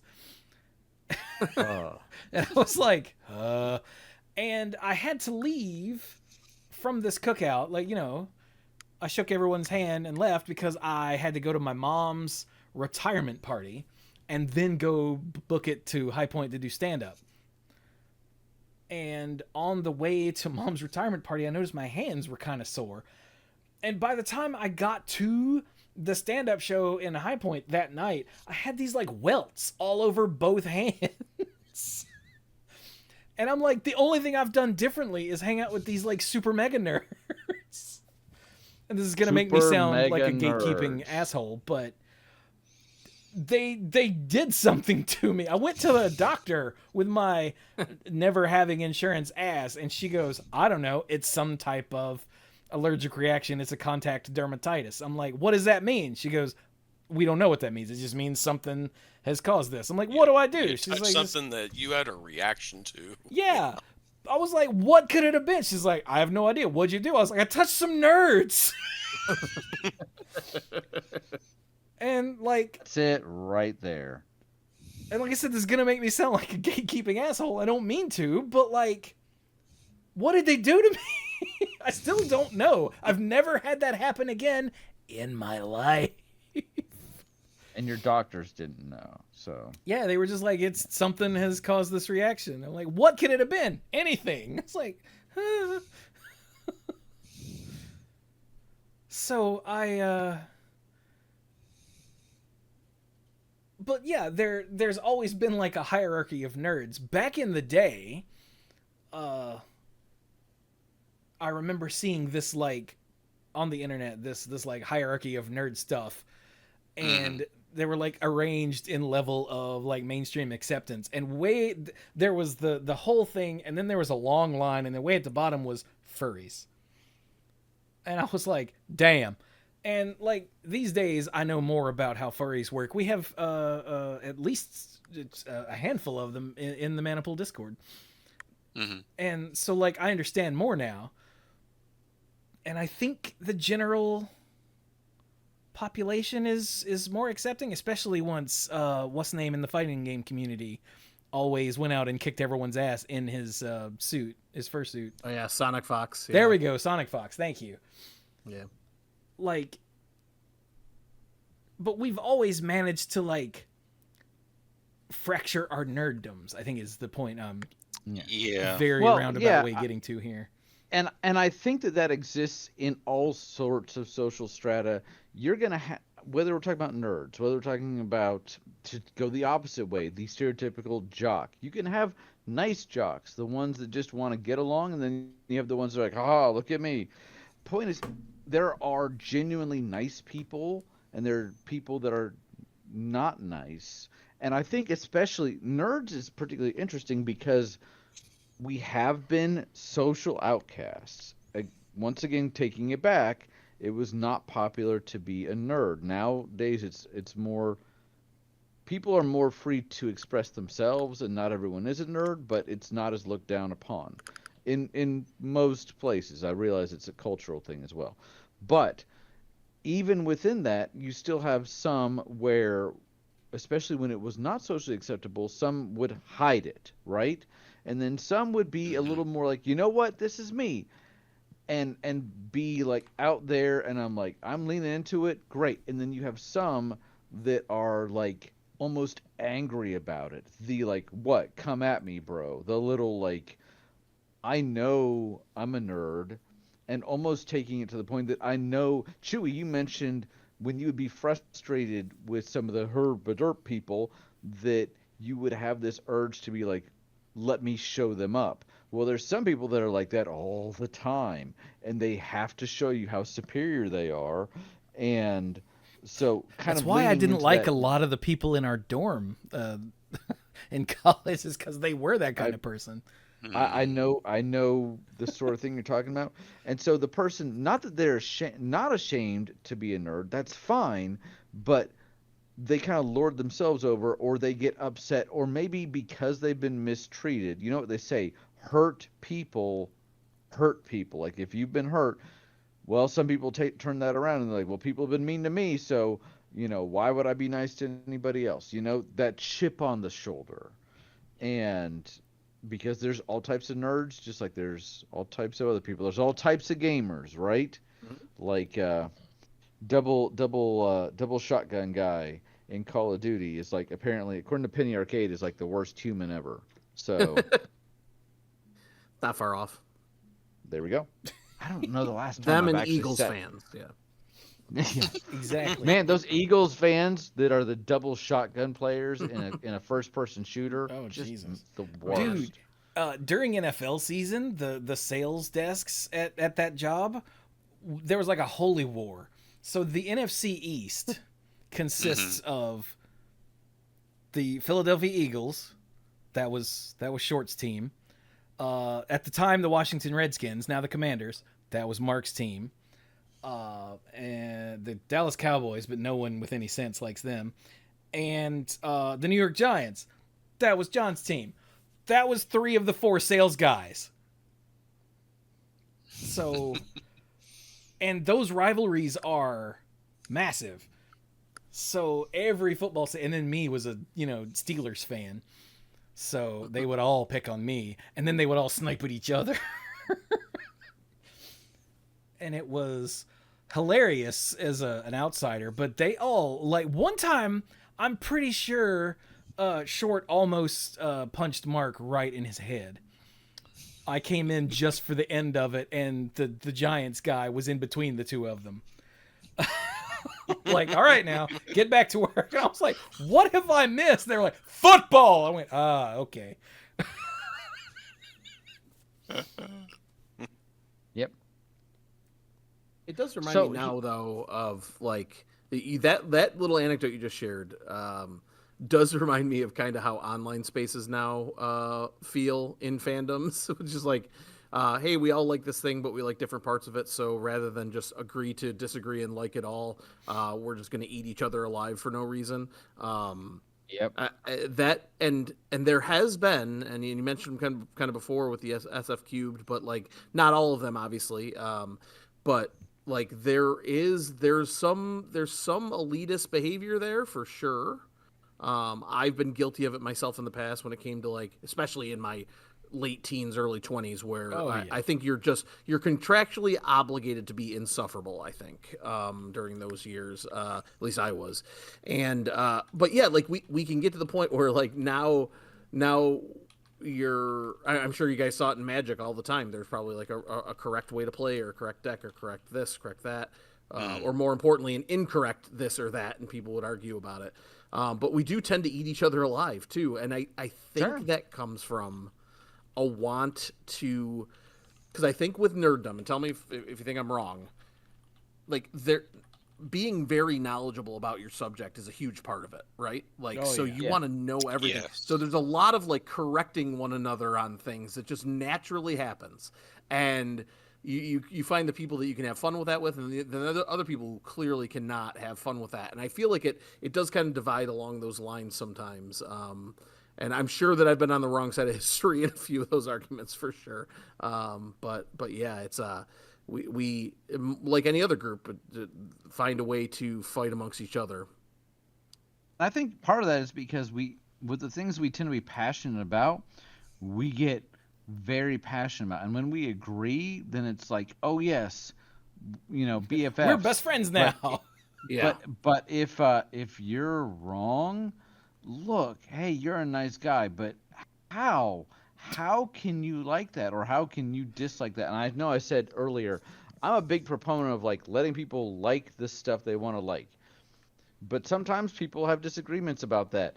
Dirk, should we talk about Star Wars sequels versus prequels, or we should probably leave that alone, shouldn't we? Or Legends versus whatever the new thing is called. Legends versus canon. Yeah. Yeah.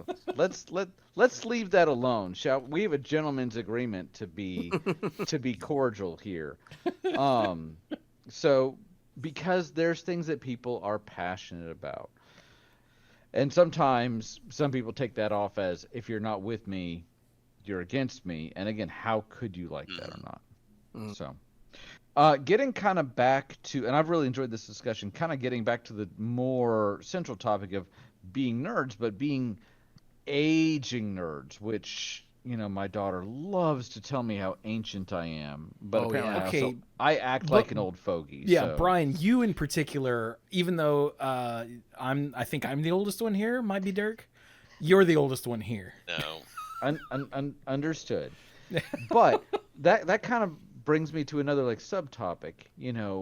Having a daughter was amazing for a multitude of reasons, but one of the things is I like sharing the things I love. If I have a good dinner, I'm like, you guys got to try this restaurant. When a movie comes out, I'm like, this is great. When Hoppers comes to Disney Plus, everyone is coming to my place, because this is an underappreciated gem that Disney screwed the pooch on advertising, and I'm having all of you over. I like sharing the things I love. If I play Final Fantasy, I'm like, Chewie, you got to try this. So other Brian, Not Other me, Brian though. from the Character Issues podcast? Is that That's you? me. Hello. Hello. As an illustration of this, Brian invited us all over to his house to play Magic once. And that used to be a thing we would do all the time. We'd go to the house, Yeah. we'd play Magic for like 12 hours, and then we'd go home. Brian made us stop in the middle for like an hour and a half to watch the first episode of Supernatural against our will. It was true. I still Oh, hate that's that awesome. show because of that. You're welcome. Oh, that's fantastic. But anyway, sorry to where I'm interrupt going- you there, B. Keep going. No, you're good. But part of aging is that these hobbies have kind of aged along with us. But it's also how do you spread that? How do you instruct? Because having a daughter is also like, hey, here's a little mini me that I can also see if she likes this stuff. And I promised Carrie, I think while she was still pregnant, I was like, she does not have to play Magic. She doesn't have to like anything that I like. I want to expose her to the things that I enjoy, and then she can decide what she likes. And it's fascinating to see what she does and doesn't like. She's more into Dragon Quest than I am. She hasn't played Pokemon cards in a while, but she got really into that. And she has a friend at school now that is very much into anime. I have dabbled in anime, but some of her friends are weebs in the strictest sense of the word. And so my question for the group is, not everyone here has kids, but certainly you have friends that maybe you got into things before they did. How did you, I hate the word expose, but how did you show them these things that you enjoy? Do you feel like you were able to spread nerd culture, or do you think your efforts were not as successful? Just because, again, I've shown my daughter card games, and some of them she's loved. I've shown her movies and TV shows and books. She devours books, still does, and she is. I honestly think the ultimate example of the nerd culture that she latched onto is not even my doing. In 2019, when we had a family reunion, and my brother was like, "I'm gonna run a D&D game." And I was like, you know what? I've never tried. Sure, I'll try it. And Sam was like, yeah, I'll try it too. Sam fell hard. That's awesome.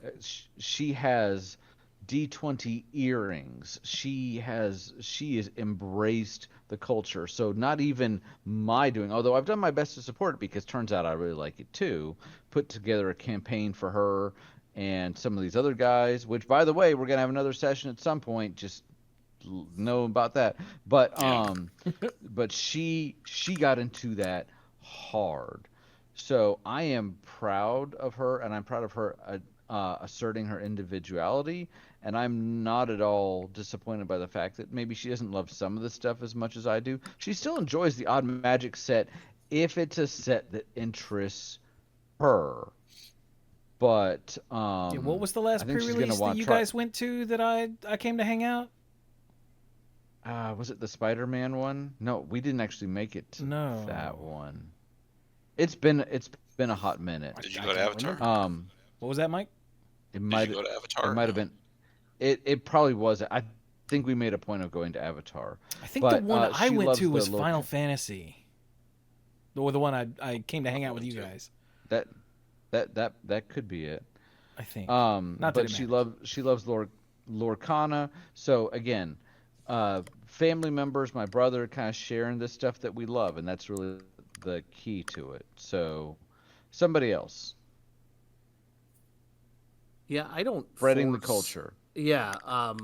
So I have two kids. My oldest is 8. That's Miles, my son. My daughter is 5. That's Zelda. My wife picked the name. Excellent Nobody believes names. it. Nobody believes me. My wife picked the name, and I was like, you realize that forever no one's gonna believe you. She's like, that's half the reason I want to call her that. I'm like, okay, great. Yeah. So I feel the same way you do, Brian. I expose them to the things that I like, but I don't expect them to like the things I like. My son has naturally he has ADHD pretty severely, and he doesn't stick with any one thing in life for more than, like, he's changing socks every 45 minutes, right? Like, he's just always on the go.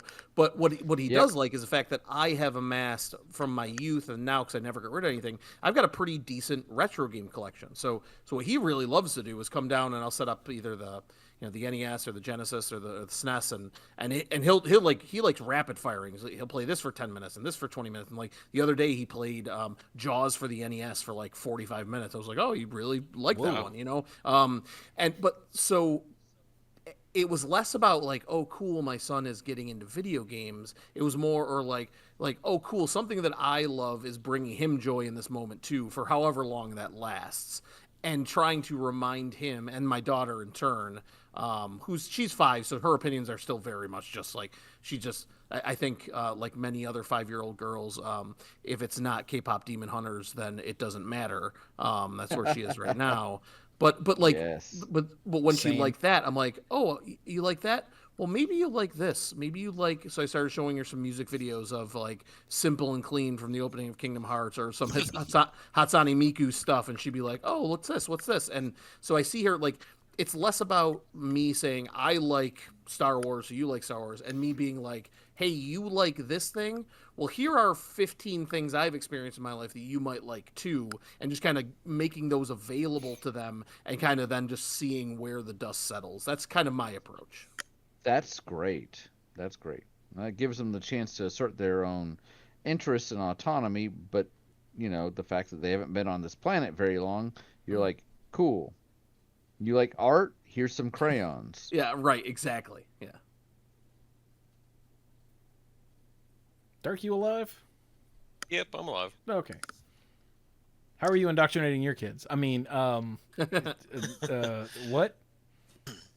Yes. I think the one thing is anime has sort of been the thing that they're all into, and that was just sort of something that their friends sort of got them into. They're into anime that I really don't watch, like Demon Slayer and stuff of that sort. So that's mostly what they're interested in watching. One Piece, that's another big one that they're really into watching. Sam says her friends that are into anime right now will not stop talking about Jujutsu Kaisen, which is not one that I'm as familiar with, but apparently it's Yeah. very in right now. So, hey. Trevor will play cards like Magic. I during my like there's a student sort of enrichment period that's every day for 30 minutes, and once or twice a week I will open my room up for people to play Magic, and usually between 4 to 12 people will show up to play Magic. Oh, good. Nice. Like it really just depends. Um, Video game wise, all three of them like playing video games to some extent. Penny, my youngest, is really into K-pop Demon Hunter stuff. Like, her big thing is music. She just devours listening to whatever the new songs are and everything, and she loves to sing and all that stuff. And that does include, like, again, K-pop Demon Hunters and stuff of that sort. And the boys will be like, "Hey, what about this one?" And she may not like it, but they're exposing her to it. Um, Hey, Dirk, real quick, to make the listeners feel old, remind everyone how old your kids are. my oldest is 15, and my youngest is 10. I was gonna say, do the math real quick. Well, You it's don't like sound completely certain. I have so. to take a minute to go because it's 2 years apart between the boys and 3 years between her and Leighton, but it's more like 2.5 or two and 3/4. And so I'd be like, what month is this? Because Leighton just had his birthday not like 20 days ago. And so, like, both boys had their birthdays last month. And so I'm still trying to be like, okay, how is it 14 or 15? I can't remember just yet. And so I'm having to do some thinking and everything. Leighton literally just turned a teenager this year, so. Oh, good Lord. All right, now that our But yeah. long-time listeners all are reaching for their canes, continue, please. Trevor, and like I said, video game wise, all three of them are into video games of some sort. Trevor is the one who is the more nerdy of the video game people. Leighton's big into Roblox. He and his cousin just will gobble up hours playing Roblox. Penny, her thing is playing Switch stuff, so it's Zelda. It's either Breath of the Wild or Tears of the Kingdom. It doesn't matter. That is her thing to play. Nice. I think that's about it. Well, and then they've all had this really weird interest in being like, can we do D&D this summer? Like all three of them. And I'm like, okay, I can put some together and we'll see what happens. So I'm not gonna say it's gonna be good, but we'll give it a shot. See what happens. Don't set the bar too high now. They want to do this for some weird reason. Nerds. Trevor's the only one who has experience. Leighton, he's had he's DM'd. And Leighton, I don't know if he has any real this is what it's supposed to be. I think he just sort of makes up things as he goes. Aren't we all? And so they were like, yeah, we made our characters, and Leighton's going, I don't know how to do that. Like he's like, do you have a book? So you guys were making characters? Yeah. And you don't have a book? No. So I think they're making it up as they go. Like, is a 5 good? Is that a good score? It's like, no. Is a 50? That's a bit much. Again, that's why I'm going, well, we'll see what happens, because I think this would be their real actual experience. And again, Penny is so random. She may, after she does a little bit of it, go, she may create her character and go, okay, I'm good. And she'll bounce. So I honestly have no idea what will happen with this. So I've got to say, now that I've finished one playthrough of Baldur's Gate 3, I have a lot more fun thinking up builds than I do actually playing the game. It's so fun. Theory crafting is so fun. I mean, you all know from when we would play Magic how I would spend 99% of the time building a deck, 1% of the time playing the deck, and then once the deck worked, taking it apart and building a new deck. So it's true. I'm right there with you. Brian would always be like, "Hey, I got a new deck to try tonight," and we'd be like, "Yeah, no kidding." It is a day ending in day. So, Mike or Chewie, any of your passing to someone else, and we don't have to necessarily keep it to younger generations. If you want to be like, "Hey, mom, here's how you play the Marios and the Zeldas." The problem that I have being I don't have the normal 9 to 5 job like all of you guys, and I don't have kids.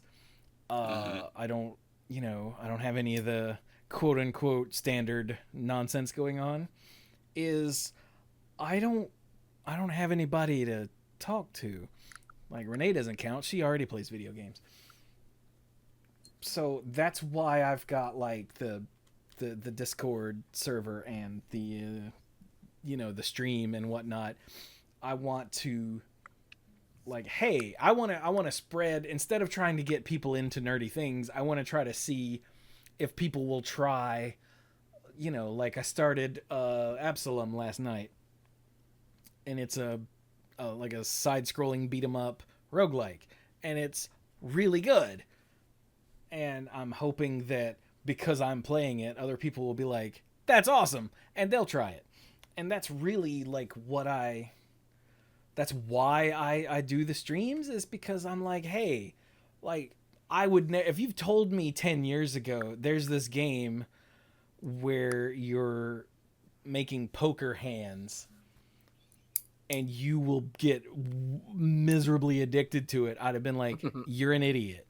And yet I am constantly going, I've got a countdown on OBS of how many wins I need left to get the Completionist Plus achievement in Balatro.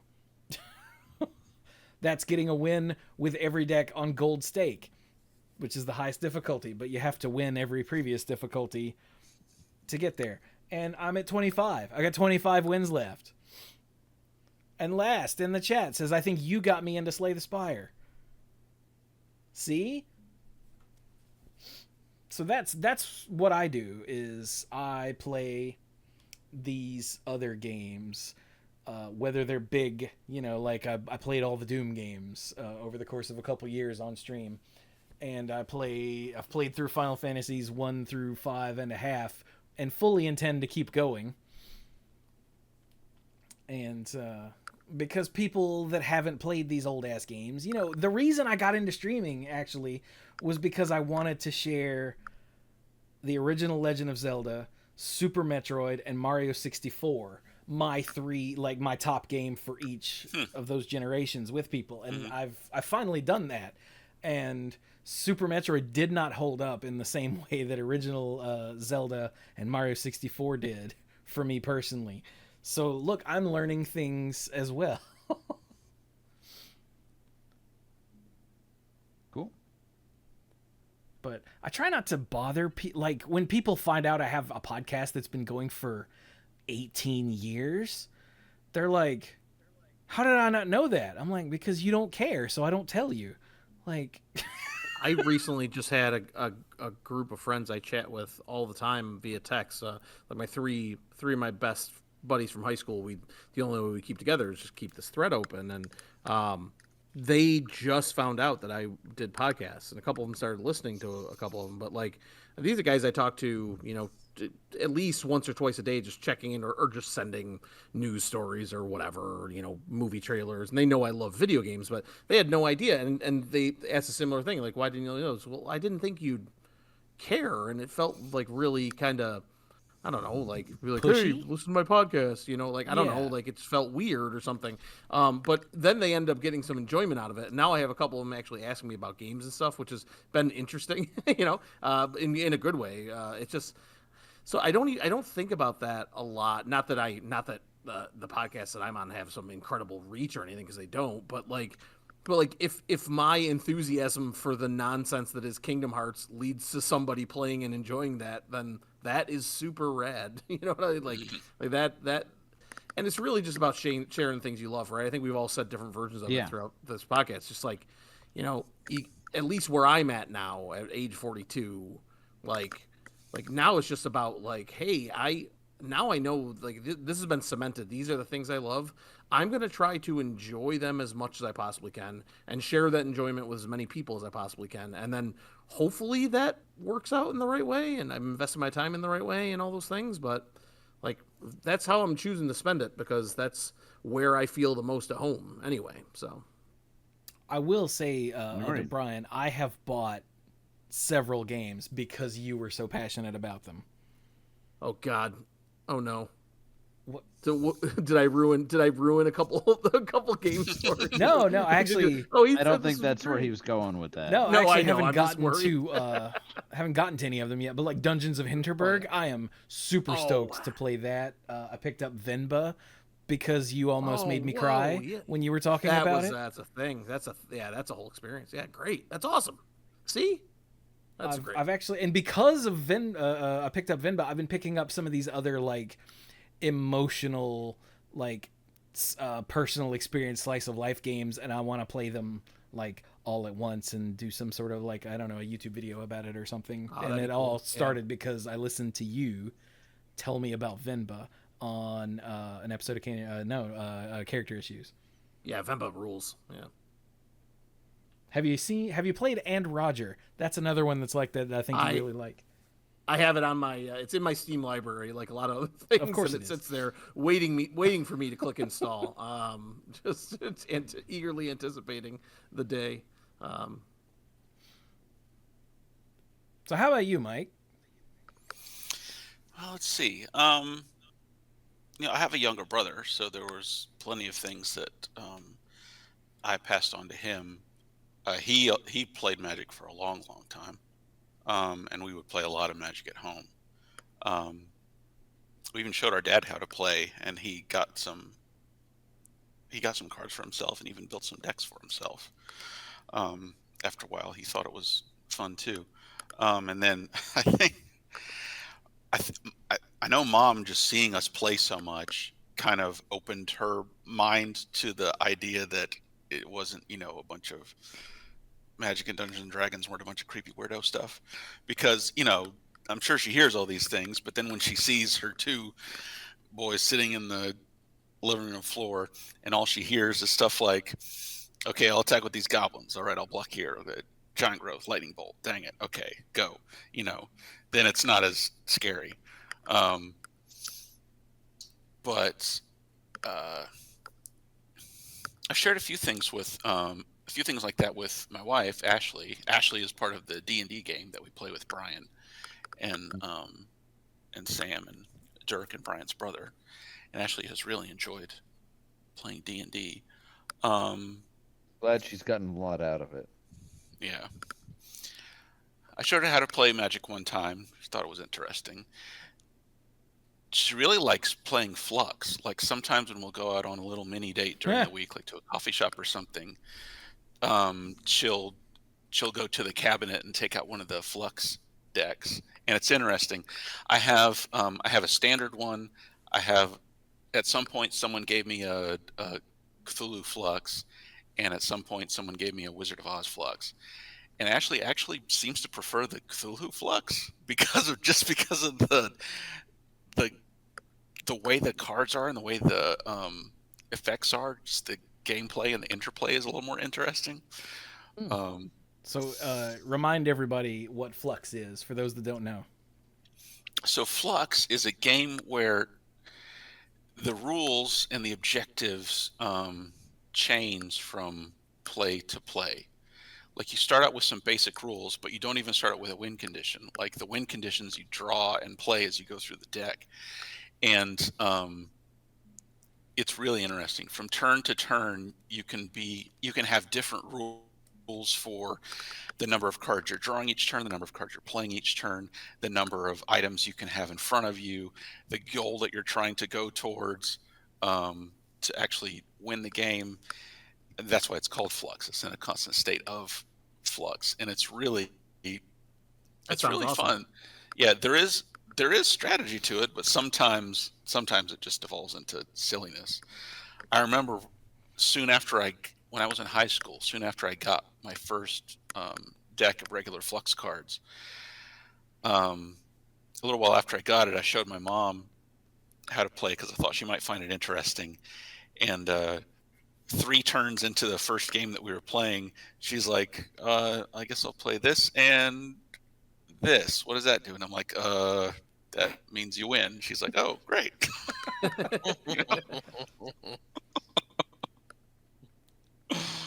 And she decided, hey, I won. I beat the game. I'm done. Yeah, basically. Oh my God, moms. Yeah. Mm-hmm. We all have them at least at some point. I've forgotten my greatest achievement. This isn't so much nerd stuff, but I took Mom to see the Lord of the Rings movies as they came out. Oh. And Mom loved them so much that she was like, hey, I want to read those. And I was like, no. She said, why not? I'm like, when's the last time you read a book or a story? She's like, and I went, exactly. You can't start with Lord of the Rings, Mom. You can't. Because you'll get frustrated and then you won't want to read anything ever. And I don't remember what I started her off with. I wish I could now, and she probably doesn't remember because it's been 20 years and she's almost in her 80s now. But I started her with something and like moved her up into the, please forgive me, it was a different time, the Harry Potter books, and a bunch of my comics, like my trade paperbacks. Mom has read. She really liked Secret Identity, which is a Superman in the real world story that I cannot stop harping about by Kurt Busiek. She's read a bunch of my like Astro City. Mom has read a bunch of my comics. It's weird. She worked her way up to where she was like buying like Michael Crichton books that I didn't have and Dean Koontz books and reading them herself just without going through me. And I was like, all right. So for Christmas one year, I got her her own like set of Lord of the Rings books, and she read through them and was like, I'm glad you didn't just give those to me when I asked for them. Yeah, she didn't want to read 80 pages of the Fellowship deciding who was going to carry the ring. Exactly.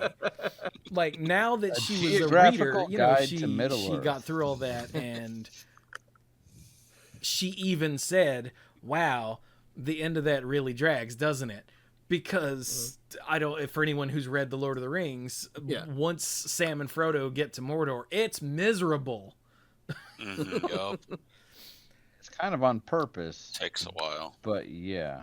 And so, yeah, she, and now she just will, not as much as she used to as she's gotten older, but when the weather gets nice, she finds a book she wants to read, and she'll go sit out on the porch for an hour or so every day if the weather's nice, and just sit there and read. And every time I swing by, and she's out on the porch with her little book, I'm like, I'm so proud of you. I had a bit of a reverse situation with my dad when it came to that. My dad read books my entire life. He loved reading. I remember he got me into Tolkien and some other stuff. So he definitely had like nerd centric stuff. But to him, like comic books might as well have been comic strip, right? Like he did like, and any graphic novel is just a comic book, just a comic book. And I'll never forget my brother and I for Christmas one year. I got my dad Mouse. And Nice. my brother got him the first Walking Dead compendium, and this was before the show. Was it before the show? Must have been maybe after the show. I can't remember. Doesn't matter. He hadn't watched the show, and it doesn't matter. And he's like, all right, I'll give these basically kids book a chance. And when my dad got done with those, he's like, are they all like this? I'm like, well, no, but you can see the value. But he's gone on. Like my dad has now read The Killing Joke and loved it, right? Like, I mean, like so he like Nice. I was able to kind of get him to see that like this is not in the box you've created in your head for this stuff. Like it can be many other things, and he's not closed-minded at all about that. But like that was one of those like half like waist high walls he just couldn't clear for however long, and then you put the right piece of media in front of him, he's like, oh really? And then he just like off to the races, can't stop. There you go. My junior year of high school, I had been looking for this mythical book called Watchmen in collected exactly. form for a couple of years because I read Wizard magazine. They were constantly referencing it. And I was like, I've got to read this. And I finally got it. And I got through about half of it before I had to go to bed that night. And so the next day in English class, of course, Miss Watford, she was a bitch. But Miss Watford was like, all right, you know what? These last, 20 minutes of class, just work on your homework. And I'm like, I'll do the homework at home. I'm itching to finish Watchmen. So I pulled out my big ass trade paperback that I still have. There it is, of Watchmen, and started reading it. And, completely forgot that the outside world existed until this mean old woman, she wasn't even that old at the time. She's probably my age now at the time, but, hate ages people. She really was just a hateful old bitch. Anyway, she suddenly was standing next to me and she's like, excuse me. And I'm like, yeah. Like looking up like, the hell do you want? I'm busy. I'm like, yeah. She's like, what are you doing? I was like, reading. She's like, why aren't you doing your homework? I was like, I'll do it at home. It's called homework. And she's like, hand that over. And I was like, no. And she just reached down and took it. I managed to get a bookmark in it, so I wouldn't lose my place. But like, she's like, I can't believe I'm giving you time to work on your homework and you're reading this filth. Now at this point, let's see, junior year of high school was like 98. Watchmen had been a classic for over a decade. It was to the point where it was being used as textbook material in like college courses. Like it was a known quantity, and she called it trash. Were you open to a page that just had a 9-inch Dr. Manhattan dong just out hanging out there? That is entirely possible. It actually was a centerfold. It actually had to fold down twice. So. Why are you reading this filth? And you're like, this is literature. And you look down and you're like, oh, all right, yeah, okay. But like when I went, I'm like, I'm getting this back at the end of the day. And she went, we'll see. And I said, I'm getting this back at the end of the day. And when the last bell rang, I ran back to her office or to her classroom, and she was there trying to leave. I think she was trying to run out before I got there. And I was like, can I have my book back now? And she's like, yes, but don't be reading this garbage. I'm like, do you not know what this is? I guess she didn't even like flip through it out of curiosity. If she did, she saw the big blue penis, and it wasn't even a big blue penis. It was just a little hint of a penis. It was 2 lines. But yeah, she refused to accept that it was anything other than just a comic which equals crap. And I'm like, maybe when you were a kid, but like this is literature now. Like it's being used to teach college courses by people smarter than you. I don't think she liked that. But I was mad, and she was a hateful little bitch. I also did a Chewie. research I've known paper Chewie for a long time, but tact is not always his strong suit. It is. Go ahead. Never. I also did a paper on like 5 H.P. Lovecraft short stories instead of something that she wanted me to do a paper on that year. So, and she gave me an A, and I could tell it was grudging, but I made sure it was a damn good paper. So she was just a closed-minded old woman. But anyway, I was hoping I'd get to tell that story, and other Brian led me right into it. Nice. There we go. But, so I know we've been going for a while. I don't know. I get the feeling that Dirk is about to pass out. You know. I had kind of like one last question, just because, again, taking it back, talking about aging, part of age is growing, evolving. What is one thing that you enjoy as a nerd now that you did not before, or something that you feel like you've moved away from? And for me, I mean, the obvious answer is D&D, because I didn't play it as a kid. It was always that weird thing, and I love it now. I don't play it as much as I'd like to, but it's nice to have a group that you play with on a regular basis. And there's another attorney I work with that she runs a group for her. She runs a session for her group, and we've talked about it. And then something I have moved away, while I still enjoy some cartoons, there's some that I look back at, I find them on YouTube, I'm like, I really loved this, and I watch it, and I'm like, that didn't age well, like, at all. But so, just in the spirit of keeping things moving, because I know Dirk is tired, and honestly, I got like 3 hours of sleep. I just finished a jury trial yesterday. I'm a little tired, too. That's what I got. Hey, Dirk, what's something that you enjoy now that you didn't before, and the vice of the versa? Thing I'm enjoying now is the amount of fantasy, science fiction, the volume of material that I've come across and I enjoy. Like I was not even. I'm sure I may have heard something about the Lord of the Rings, but I didn't know anything about it until college, and coming across more of it and learning about the Silmarillion, all that stuff. All those were things that back in high school I didn't know anything about. But I've enjoyed expanding my horizons with that. So I would say that's where one of the things I've enjoyed with Okay. it. What was the other part of your question? If there's something you enjoyed as a wee bitty nerd that you don't really anymore.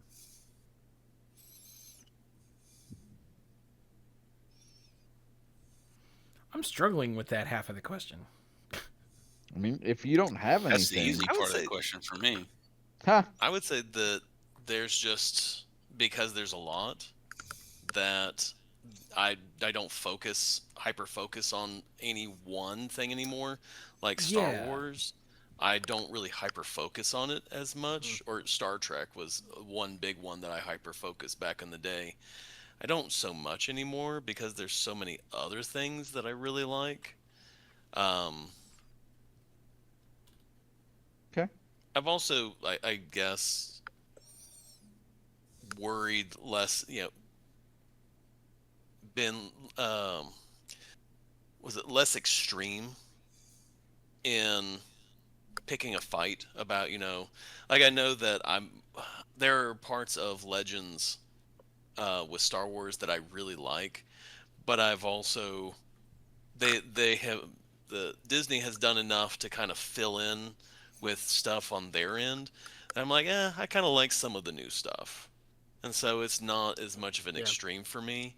So I guess, I've been less picky right, on everything. I guess that'd be the only negative, the one thing that I've lost a little bit of. But okay.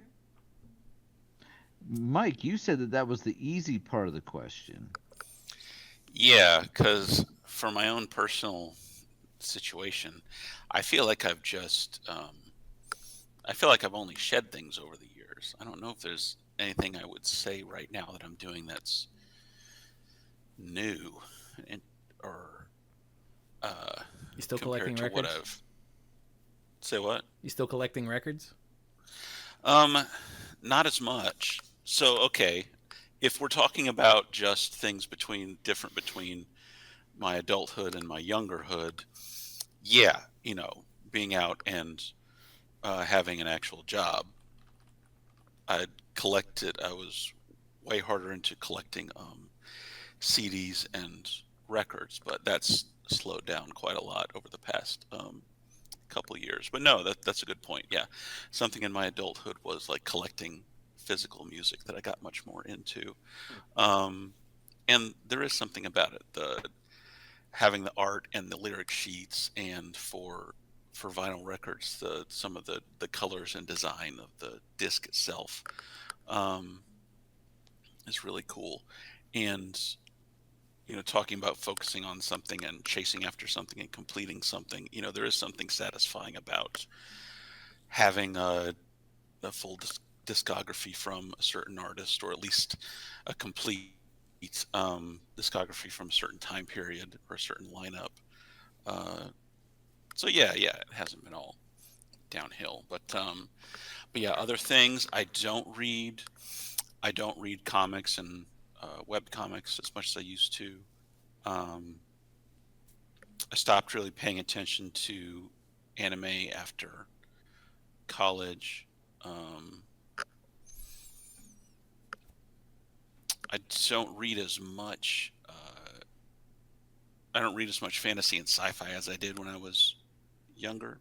I still keep up with like science news. I love reading about um, quantum physics and astrophysics stuff. But Nerd. What? Nerd. yeah,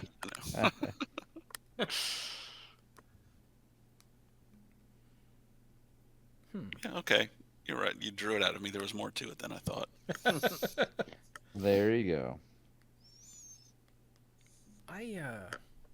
Magic is the big one for me. Like, because we're not actively playing with each other anymore, and Mhm. Wizards of the Coast turned into a big evil company. I've basically stopped paying attention. I still like love Magic because it's such a fascinating piece of game design that has Oh evolved yeah, it's a for great better or game for in the worse absolute in so sense. many ways over the years. But I I just don't care anymore. I still what's read something- comics. Like, just the last few weeks, I've been reading through the three. I've got the 3 hardcovers of the Annihilation story that Marvel did. However many, I don't even know when Annihilation was. 2000s maybe, late 2000s, something like that. And I've been slowly working my way through all my trades and the new stuff that I've bought at McKay's and whatnot. I still obviously play video games. Somehow a Donald Duck cartoon got dropped into my YouTube feed, and I was like, oh, I love this one. It was the one where he went into some sort of like inventions of the future place, and there was the robot butler who kept going, "Your hat, sir." See, Mike knows. And ever since then, like, more Donald Duck cartoons have popped up in my YouTube feed, and it makes me so happy because old Disney animated shorts, and especially Looney Tunes animated shorts, are just the pinnacle of animation for me. Like the art of comedic timing and the music, Carl Stalling and the others, and just all of that.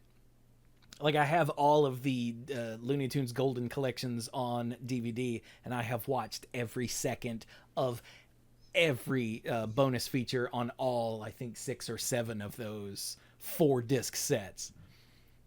So, I still pay attention to astronomy every once in a while. I will go on a deep dive about what's happened in paleontology and our understanding of dinosaurs over the last few years. Our understanding of dinosaurs has completely changed like 6 times over the course of my lifetime. It's insane. It's true. You know they have feathers now. Oh. That too. Good job, buddy. But yeah, there isn't much that I've dropped Okay. that I That's can really allowed. think of. But that's because, again, I don't have the normal, job and family to take up that time. So I guess I can just afford to let it keep taking up my brain space, I guess. What was the first part? If there's something that you have picked up that you enjoy now that you didn't try before. Oh. Huh. PC gaming? I was a hardcore console player up until like the 360, and then at some point I decided, I'll start streaming whenever that was, and I realized I had to be able to do it on PC, and now every computer upgrade I've ever done has been because of that. It's still not like top of the line, but I could stream Final Fantasy VII, the first one, remake, not rebirth, on full settings with no problems. So it's an okay computer. Not was that a Radiohead album? Yeah. Yeah. Screw you, Thom Yorke. Is that the Radiohead guy? Yep. You nailed it. 2 for 2. I am. I guess nowadays, what I'm into is like thinking about these things. Like, I have all these ideas. I've talked about this on the Odds and Ends before and in the Discord. All these ideas for like either writings or video essays or something. Like, I've got the shape of like a Ninja Games thing in my head. And did you know there's an entire like pair of series of games that are about lost cell phones? And the the slice of life, very personal stories turned into video games thing, that's in my head. Like, I spend a lot of time thinking about these things, but sadly I haven't turned any of them into things yet, but they're all rolling around in my head, and it's like rock turning. Is that what it's called? Tumbling? And eventually I'm going to pull them out, and they're going to be very polished and shiny, and I'm going to be like, holy crap, that's amazing. But until then, they just keep spinning. But instead of just playing the games, I spend more time thinking about them than I ever have in the past. So I'm gonna count that. That works. Brian? So other Brian. Yeah, that's a very similar thing to what I was gonna say, Chewie, is that like I have now grown as somebody who likes talking about this stuff as much as I like enjoying it. Like I really like talking to other like-minded people, and more importantly, non-like-minded people about the things that I like, and seeing other perspectives on it. And like, here's this thing I love. Well, let's talk to other people that love it, but let's talk to somebody who really doesn't and try to find out why. And maybe that somehow, not to get like too introspective or whatever, but like maybe that will reveal a little bit more about why I like the things I like, and trying to be a little bit more thoughtful when it comes to that stuff. Yeah, I love, the only thing I like as much as video games is talking about video games. If you guys probably haven't already realized, like it's what I'm thinking about in my idle moments. I'm just always like contemplating something or remembering a game that I used to play, or I didn't finish that, or I want to try this out, or I want to see how that story resolved or whatever. Yeah, I love it, and the ability to do these podcasts and things have kind of like reinvigorated my love for it. In a lot of ways. So that's been maybe the biggest change for me. I never lived much of an online life. I still really don't, but like being involved in a couple Discords now, and like, meeting the guys from Kane and Rince, and starting the Characterissues podcast, like it's just like, it's like I met a lot of people that have, and that feel the same way, and I talk about it a lot. So that's been a real positive change, something new for me.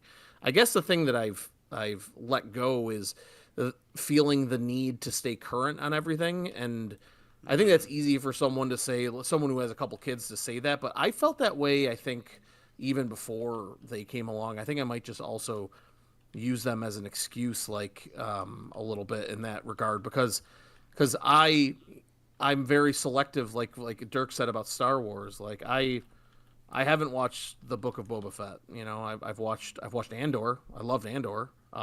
I haven't watched every Marvel side series, and I'm gonna go into Doomsday, and I'm gonna be okay with that. You know what I mean? Like I didn't get that reference or Easter egg or throwback. Okay, I can look it up online afterwards. Like I'm good. Like I used to have to be somebody who like needed to know and get everything. Like I'd watch the Cornetto trilogy movies over and over again to try find connections between Shaun of the Dead and and The World's End, and like I used to be somebody who wanted to know all that stuff, and now I'm just kind of more happy just being a passenger on all that stuff.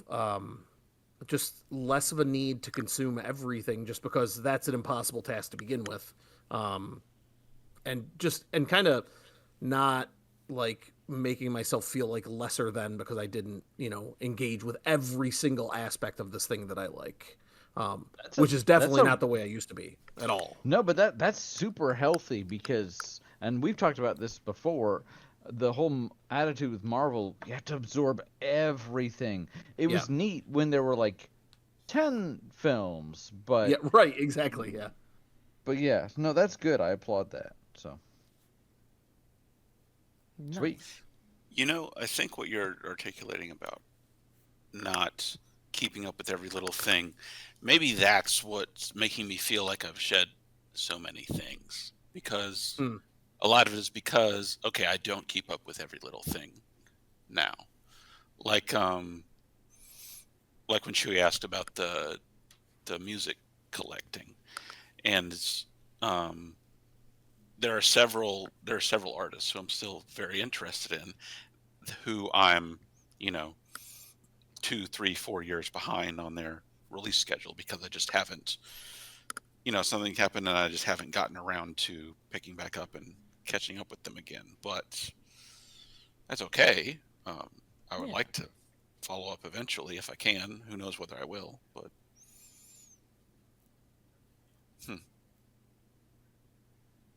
Look, other Brian, you're helping us all. It's true. I mean, that's why you called me in, right, Chewie, for the 750th episode. Dude, it literally is. I will say that it was so cool, and I told you guys before, I'm not sure if this was on the recording or not, that I listened to those Blizzard episodes, your last, the ones that you recorded, and like hearing the way that you guys talk about this stuff and how you consumed it and the way that you share your opinions about it, like, reminds me too that there are, I truly believe this, and I've applied this to a lot of other aspects of life that you can imply based on my next statement, but like oh yeah, like there are still a lot of really cool and decent people out there that just like the things they like and like to enjoy the things they like without hating on everybody else and tearing everything else down. And I think like spaces like this, another podcast that I got really into over the last year, is called Tales from the Backlog. Guy Dave Jackson hosts it. Really, really great stuff. He talks about video games, but like his whole community is kind of built around like people just supporting the stuff that other people likes, even though it might not be the thing that's exactly for them. And I think that's like critically important right now too. So like, yeah, it's all pretty rad if you find the right people to be around. Yeah. So it's very late and Dirk has to be up in like 20 minutes. Dirk, you want to do a final thought and bounce? I know you've been trying real hard not to be like, I gotta go.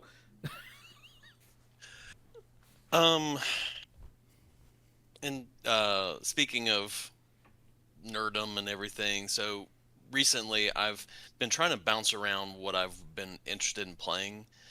I was playing Skyrim. I fell back and was like, I want to play some more Skyrim, and then it like X'd out on me in the middle of what I was working on. I was like, yeah, I'm gonna put Skyrim down for a little bit, and so Thanks, I Bethesda. actually got into playing Castlevania, the Anniversary Edition. So that's actually what I've been playing a little bit recently. Nice.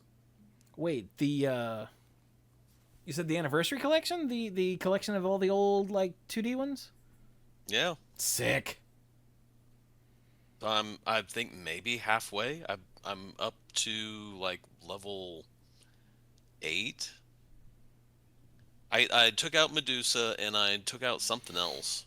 Oh yeah, you're on the run now. Oh, you're on the first one. Oh my god. Yeah. So my goal is to kind of make my way up through that one and try and beat that one, and then work my way through. I actually never played any of the old school Castlevania games. That just never got them. The first Castlevania game I ever played, I think, was Symphony of the Night. Really? Yeah. I mean, that tracks. That was a lot of people's first. Mm-hmm. Just like Final Fantasy VII was a lot of people's first. Yeah, that's true. So it's between that, and I also been playing Lego Star Wars, the Skywalker edition, or like the definitive one at this point that has all the stuff in it. Yeah, what the Skywalker Saga? Is that what that? I can't remember. I think that's what it is, the Skywalker Saga. So I'm kind of flipping between that one and Castlevania. Nice. That's kind of what I'm doing. I also downloaded Epic Mickey. I also downloaded that one as well, so that's another one that I started playing a little bit of, and I'm flipping between them. On Steam? Yeah. Let me know when you get more into that how that is, because I've never played that and I've been eyeballing it. That's interesting so far. But I'm only I've just kind of scratched the surface on it, so Are you playing I'll the have to play it a little bit more before I give you a better report. The rebrushed one, the kind of with the new coat of paint? Yeah. Cool. Nice. A Realm Reborn, maybe? Yeah. I hate you. It's just rebrushed. All right. Well, that is it for me. And like I said, I need to go to bed because I've got to get up at 5 in the morning. Yeah. So, yeah. Get out of here, Dirk. Nice meeting you, brother. Good luck. Yep. Thank you very much. You guys have a wonderful night. Dope. Good night. Night. Yeah, I didn't realize how late it was. Because the recording stopped, partway through, my timer for how long we've been going is off. So I looked down I was and saw it was almost 11. I was like, Dirk's going to die. I was keeping an eye on it, but I was mostly thinking for Dirk. So I'll go and do my final thought. And I promised myself that I was going to make it through this whole thing. But as I said, I guess for my final thought, I did a jury trial this week. It's my second in less than a month, and that's Yikes. a lot. But luckily this time we were able to have a good outcome. My client is not going to prison, which is very glad. So work is fulfilling. It is. We got a lot going on right now, a lot. But things on a personal level are going really well for me. Sam's high school team not only won their district Battle of the Books competition in March, but this last weekend won their regional competition. So in a few days, probably before this recording goes up, oh, that's up to Chewie, they will be going to state championships. Nice. So Wow. we are so proud of them. Carrie's going to try to go. I may have too much court because it was basically 9 days of notice of like from when they won to, oh, by the way, now you're in states and that's, the next Monday. We were like, okay. But she's going to have a cheering squad and we're very proud. She's also going to her first prom, which I'm okay with. I'm not super old. It's fine. It's fine. It's fine. So I'm just ancient. But yeah, she's excited. We're very excited for her. Honestly, there's so little. I mean, I could complain about a whole lot, but I am so thankful for so many things. And now I feel like my eyes are closing. Brian, it was wonderful to have a discussion with you. Yeah, you too. I'm going to abdicate my Brian throne, and now you guys can call him not other Brian. This is just Brian. So, you guys, as always, have a wonderful one, and very much enjoyed the conversation. Have a good night. You too. Night, B. Good night. So a thing we didn't get to, but is a thing I say a lot to like younger people. Mm-hmm. And that's since the whole being a nerd is not remotely what it used to be. Like everyone knows who Iron Man is. Like, Yeah. Nobody knew who Iron Man. I went to it wasn't a comic shop. It was I think it was a comic show. And I went to one of the stalls, where they had a bunch of back issues and whatnot, and I was looking for a particular issue. And I walked into the dude working, selling comics at the comic show. It was a Comic-Con in Charlotte, I have no idea now.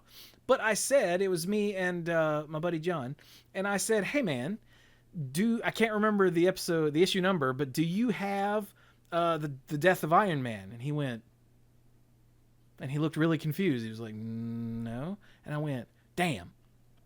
And I wandered off to, look at stuff. And my buddy John goes, but do you have the death of Tony Stark? Who is Iron Man? I would like to remind everyone. And he goes, yeah, I think so. And he like reached around, went over to a thing and flipped through it and said, yeah, here it is. And I was like, who? That's weird. How do you?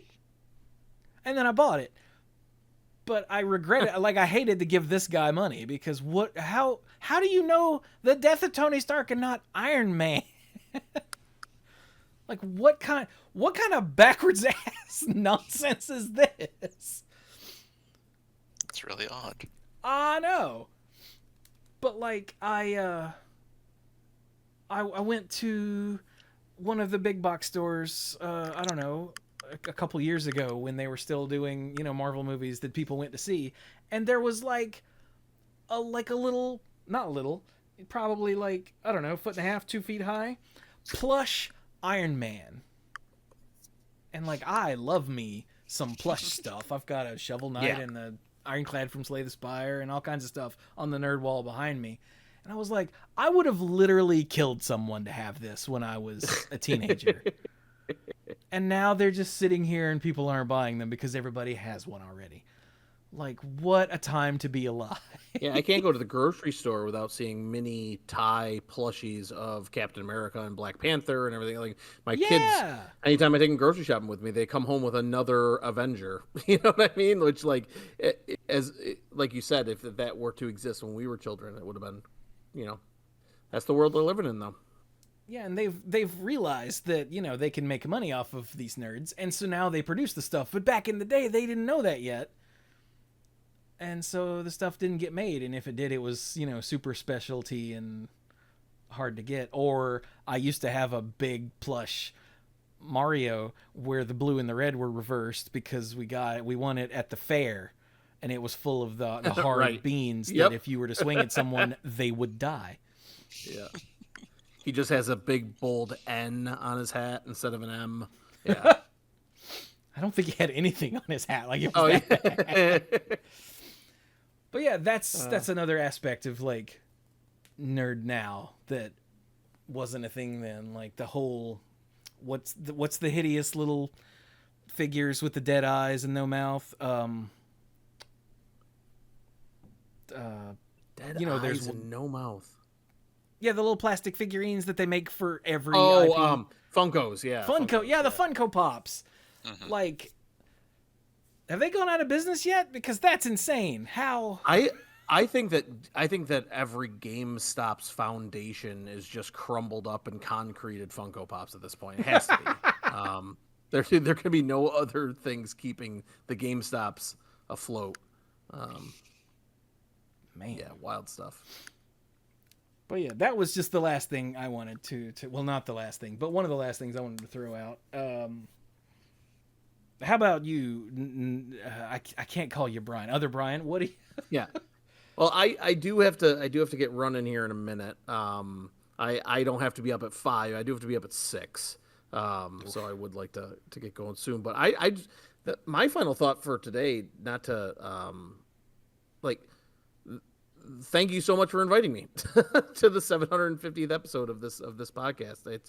It was super cool to be here and to talk about this stuff, because I think, like, you could kind of hear it from all of us and like Mike and Dirk earlier on, and then heard from Brian later, like, just kind of how we all, like, viewed ourselves as kind of these, I don't know, wouldn't want to call yourself a journeyman of nerddom, but, like, there's no real other way I can think of to describe it that sounds less pretentious, you know what I mean? But, like, it's like you had all these interests, and to know that there were people states away, hours away, hundreds of miles away, going through the exact same thing and having the exact same thoughts, it's so comforting me. It's like this, it's like a warm blanket that like reminds me that there are lots of people like me, like us out there, and yeah, that's gonna bring me comfort. So I'm gonna go to bed tonight with a smile on my face, because yeah, I got to be a part of the 750th show, and I lasted longer than 2 of the members too. So, like, I get to wear that as a badge of honor. I mean, I wouldn't let that one inflate you too hard. They usually dip before we're done, even when it's not this late. But no, I just want sincerely thank you for having me on. This has been an absolute blast talking to you guys. Yeah, man. It was great. Yeah, having you on for 750 was a happy accident, but once I realized that it was possible, I was like, oh, we got to do it. Oh, I was thrilled to be here when I got that email. Leah refers to her and myself. We love doing podcasts. We love going out and doing as many podcasts. And now I've got a whole backlog of Manipool episodes to listen to, which is super rad. Which I understand from your last episode, you just kind of got the whole catalog re-available too. So I've got a lot of re-listening to do. Oh. But like you said at the beginning of the show, I won't listen to the early ones. You guys gave me explicit directions. So yeah, you can skip a lot of the old stuff. But it's awesome. Congratulations. This is a huge achievement. So it's super rad, and thanks for having me on. Well, thank you. You want to tell everyone give them the spiel? Oh, shit. I'm sorry. That was the one. I'm sorry, Chewie. Everyone gets one. I was so close. Oh, man. I was really, So this isn't live, right? We can edit. No. So yeah, my the podcast that me and Leah and Rich do is called the Character Issues Podcast. I'm also a contributor to Kane and Rinse, run by Leon, Tony, and James and the team over there in England, which is wonderful people. Support anything that they do because it'll be worth your time. And we just started up a YouTube channel. It's very bare bones right now, but I've been doing these streams of retro games over there. If you want to check those out, feel free to check it out. No pressure, but I think if you like these shows, if you like the Mana Pool, I'm pretty sure you find something to like with those other two shows as well. So It's true. Like I said before, I've been listening to Kane and Rince for literal years, and Character Issues is the one that I look forward to every week. When you guys said awesome. you were gonna switch from bi-weekly to doing like a show and then a new show and then a show, I remember where I was.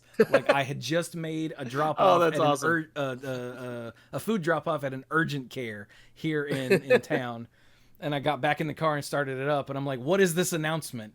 And that's where I heard, oh yeah, we're gonna start doing shows every week, and I was like, oh, that's awesome. That's so awesome. I cannot wait to tell Leah that. Oh god, not that I'm not looking forward to telling Rich that. But Rich is very Rich's response to that is like, oh wow, that's super cool. And Leah's gonna be like, we're the greatest podcast of all time. She's gonna celebrate heartily. So it's true. Put in a good word for us. So we want to get her on the show. 100%, 100%. It's gonna or both of them actually.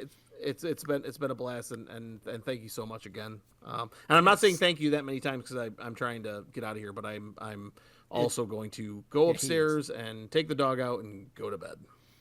So we'll do all the Patreon stuff and whatnot once you're gone. But seriously, my friend, thank you so much. And thank you. Everyone, let's stay in touch. Let's do this again. Yeah, go listen. Would love to have any of you guys on Character Issues at some point in the future. That'd be awesome.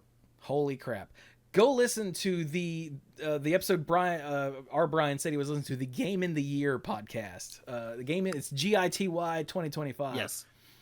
Where they talk about, rather than the best game that came out in 2025, they talk about the best games they played in 2025. I look forward to those episodes every year. Oh, that's so awesome. And this year's was especially really good. Everybody got all like personal and heartfelt, and it was beautiful. Awesome. Thanks, man. God, what a bastion of positivity. I don't want to get out of the Mana Pool. Yeah. Pool's closed. Yeah, pool's closed. All right, it's thanks Adult again, guys. Swim now, Brian. You have to leave. Yeah, and Chewie, I'll tell you. I'll message you after the fact, and we can sort out if you anything else that I might need to do. So fair enough. Okay, sounds good. Thanks, guys. Thank you, sir. All right. So, Mike. Yes. How are you gonna follow that? Golly. I was secretly hoping I wouldn't have to, but let's see here. Yeah, being a grown-up nerd is a lot different than being a little bitty nerd, especially with the change in attitudes.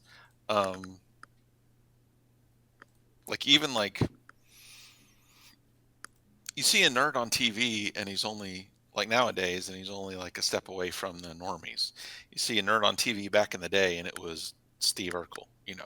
There's a huge difference between the attitudes then and attitude now, and it's good. I'm not bitter like, back in my day I had to carry my binder full of magic cards uphill in the snow both ways. But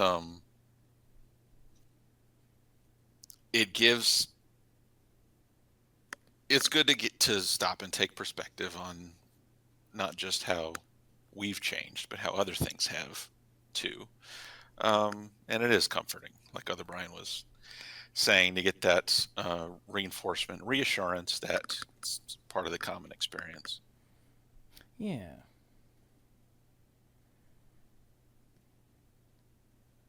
And to that end, any of you listening, you should join the Mana Pool Discord. We are a very friendly and open little community. We've got people of all sorts that hang out here, but only the good sorts. I've only ever had to kick,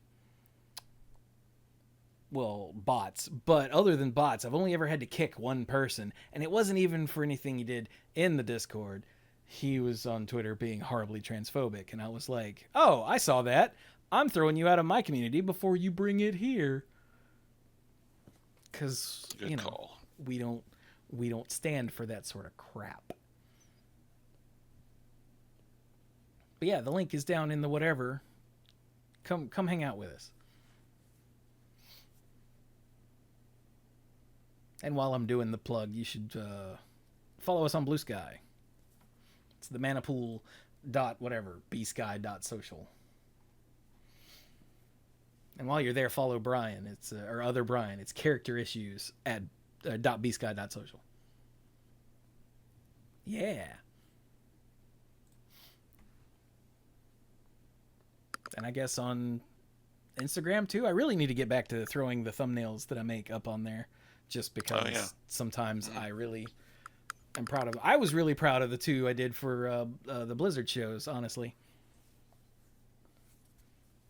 they're not amazing works of art, but I actually really enjoyed making them. They turned out well. Thank you. There was there was something else that I was gonna dip into once you were done, and now I forgot what it was. It was relevant to the topic, but it fell off because it's late. Sorry for the extra long episode, but it's 7:50. So what did you expect, honestly? I think the word that he didn't say was he and Leah call themselves podcast sluts. And I was going to point out that we used to have a podcast whore on all the time. Mm-hmm. Our good buddy Lansdale. Yeah, I was thinking about him too. Exactly. Who messaged me a few days ago to tell me that Lexington Barbecue was on Top Chef. Oh, neat. And he was all excited because, you know, when he came in for that Charlotte event that one time and crashed with me, because he's a big foodie, where do you take him? You take him to Lexington Barbecue. Where he, for anyone who doesn't remember or joined us after this, Chris is British but lives in Newfoundland. So he's not Southern American. So when we went to the place and the waitress like called him honey, his head almost exploded. Because he was like, "This is so cute." I was like, "Please don't mind him. He's an idiot." And he's like,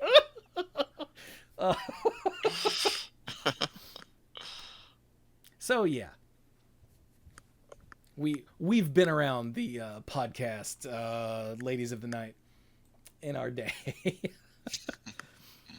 So yeah, let us know, dear listener, about your nerderies. Any of the stuff we've talked about tonight, I am fascinated to hear what all of you have to say. You know, interests that you have now that you didn't or didn't have and do now, or other people you've spread nerdery to, or did you give someone a horrible weird rash on both hands that lasted for like 5 days? I hope not. But yeah, throw it in the comments or in the Discord or wherever. Poke me on Bluesky, wherever. I love to know these sorts of things about people. Cause then I can. Oh, I remember now. I was gonna say, so then I can judge you. That's the thing. I have as I've been, you know, around more and more people. You know how colleges are liberal indoctrination centers. Yes. Mm-hmm. Yeah, which they're not actually. It's just once you're exposed to people outside of your little hometown bubble, then you grow as a person and become more accepting. Yeah. And that's the thing that the people that still live in the bubbles don't understand. So you go to college and you get liberally indoctrinated or whatever. And that applies to all aspects of life. And now, like I said, since we have so many different kinds of people who have been fans and used to hang out on the forums back in the day and in the Discord now or whatever, like I'm really a better person now Yeah. than I was before we started this show. And you know, some of that is because of you guys, some of that is because of Bill and Clues. Bill and Clues during our like Monday Night Magic, like before the show stuff, before I started doing the odds and ends, I would say something out of pocket and they would be like, "Hey, no," and like hit me with a digital rolled up newspaper. Like, no. And I'd be like, "What I say? What I do?" And they would explain it to me. I'd be like, "Oh, I shouldn't do that. Okay, thank you." And then other of it is just from, like I said, being around different people. Like I said, we've got my first exposure to trans people as a people were through the Manipool fans and through Magic fans in general. And thank you, because I am a better person now because of it. And like I said, we have furries in the Discord. And I'm like, oh, okay. And I understand you more now. So, like, and all kinds of stuff. Like our old buddy Jack LaCroix, who, you know, after he stopped doing Magic podcasts, went to writing smut, as he put it. Those are his words. So, yeah, I write smut for a living. I'm like, of course you do. And I need to find out if he's still alive. I haven't heard hide nor hair of him in forever. He came up in a memory on Facebook a while ago, and the link was blocked out. So he's killed his Facebook page, which, you know, we all probably should at this point. Yeah, probably. But yeah, I think I've still got his number. I hope I still got his number. Anyway. But yeah, but because of the show and all of the listeners we've attracted over the years, like our audience is way smaller than it was at its, you know, heyday, but that happens. But those of you that are still here, you continue to make me a better person in your own way. So thank you, all of you who show up and interact and point out when I say something wrong or Chewie, oh sorry, that sort of thing. So thank you so much. And for everyone who commented, we didn't actually get to any of the like reading off your stuff directly, but I think we hit the vibe of what most of you were saying at least a little bit. So yeah, and to all the people who were commenting on well, a couple of people commented on the Facebook post about this, that holy crap, 750, here's to 1,000. And I went, that's a lot. And I went, you know what? 750 was a lot. What's another 250? We've done that 3 times now. No problem. Yeah, we can do it. So if the world is still here, well, if we're all still alive by the time we get to that point, then yeah, we'll keep going. Screw it. Yeah. It might take 10 years instead of 5 based on our recent pace, but we'll see. Yeah. But we got nothing but time, right? Yeah. Why rush it? Sometimes you need 2 weeks off in a row. But yeah, that I appreciate all of you who are still with us or are newly with us or whatever. I love you guys. And yeah, if you do want to help support what we do here, there's Twitch subscriptions. I stream there all the time. There's the patreon.com/themanapool. Throw in there, or just show up, you know, comment, be in the chat, join the Discord, whatever. I, as a content creator, thrive on feedback. Like, I need it to live. So any sort of feedback you can give us just tickles us to no end. Like, you heard how excited other Brian was when I called out the one episode. It really is good. I'm not just saying any of this because he's gone now, and I'm still gonna say it. You should totally go listen to their stuff. They're great. And yeah, with that, the Patreons. Oh yeah, we got to thank the lifeguards. So hey, let me thank. Let's do it in this order. Yeah, there we go. Let me thank our lifeguards at the mythic level: Kim Ho, Jason Doan, Jake Jansons, Timu Hellas Haryu, Jason Kaus, Al, Casey, Michael, who's that guy? Scuzzo, ALK Alters, Violet in the Lilies, glad you're back in Germany now, and Andrew Odie. So yay. Thank you all so very much for being with us through this frankly ridiculous number. Like, good God, that's 750 episodes. You remember when I used to tell all the fledgling Magic podcasts, you're not a real show till you hit 10? Yeah. Jesus. And with that, we've been rambling long enough. Showed all of them. You're right. I'm still friends with a bunch of them on the MTG Cast hosts from back in the day on Facebook, and I can't remember like who they are or what show they went with, but I'm like, you were a podcaster.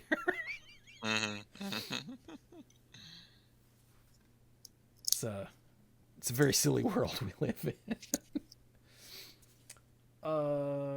But yeah, we're gonna stop now. So seriously, we love you all. Thank you so much.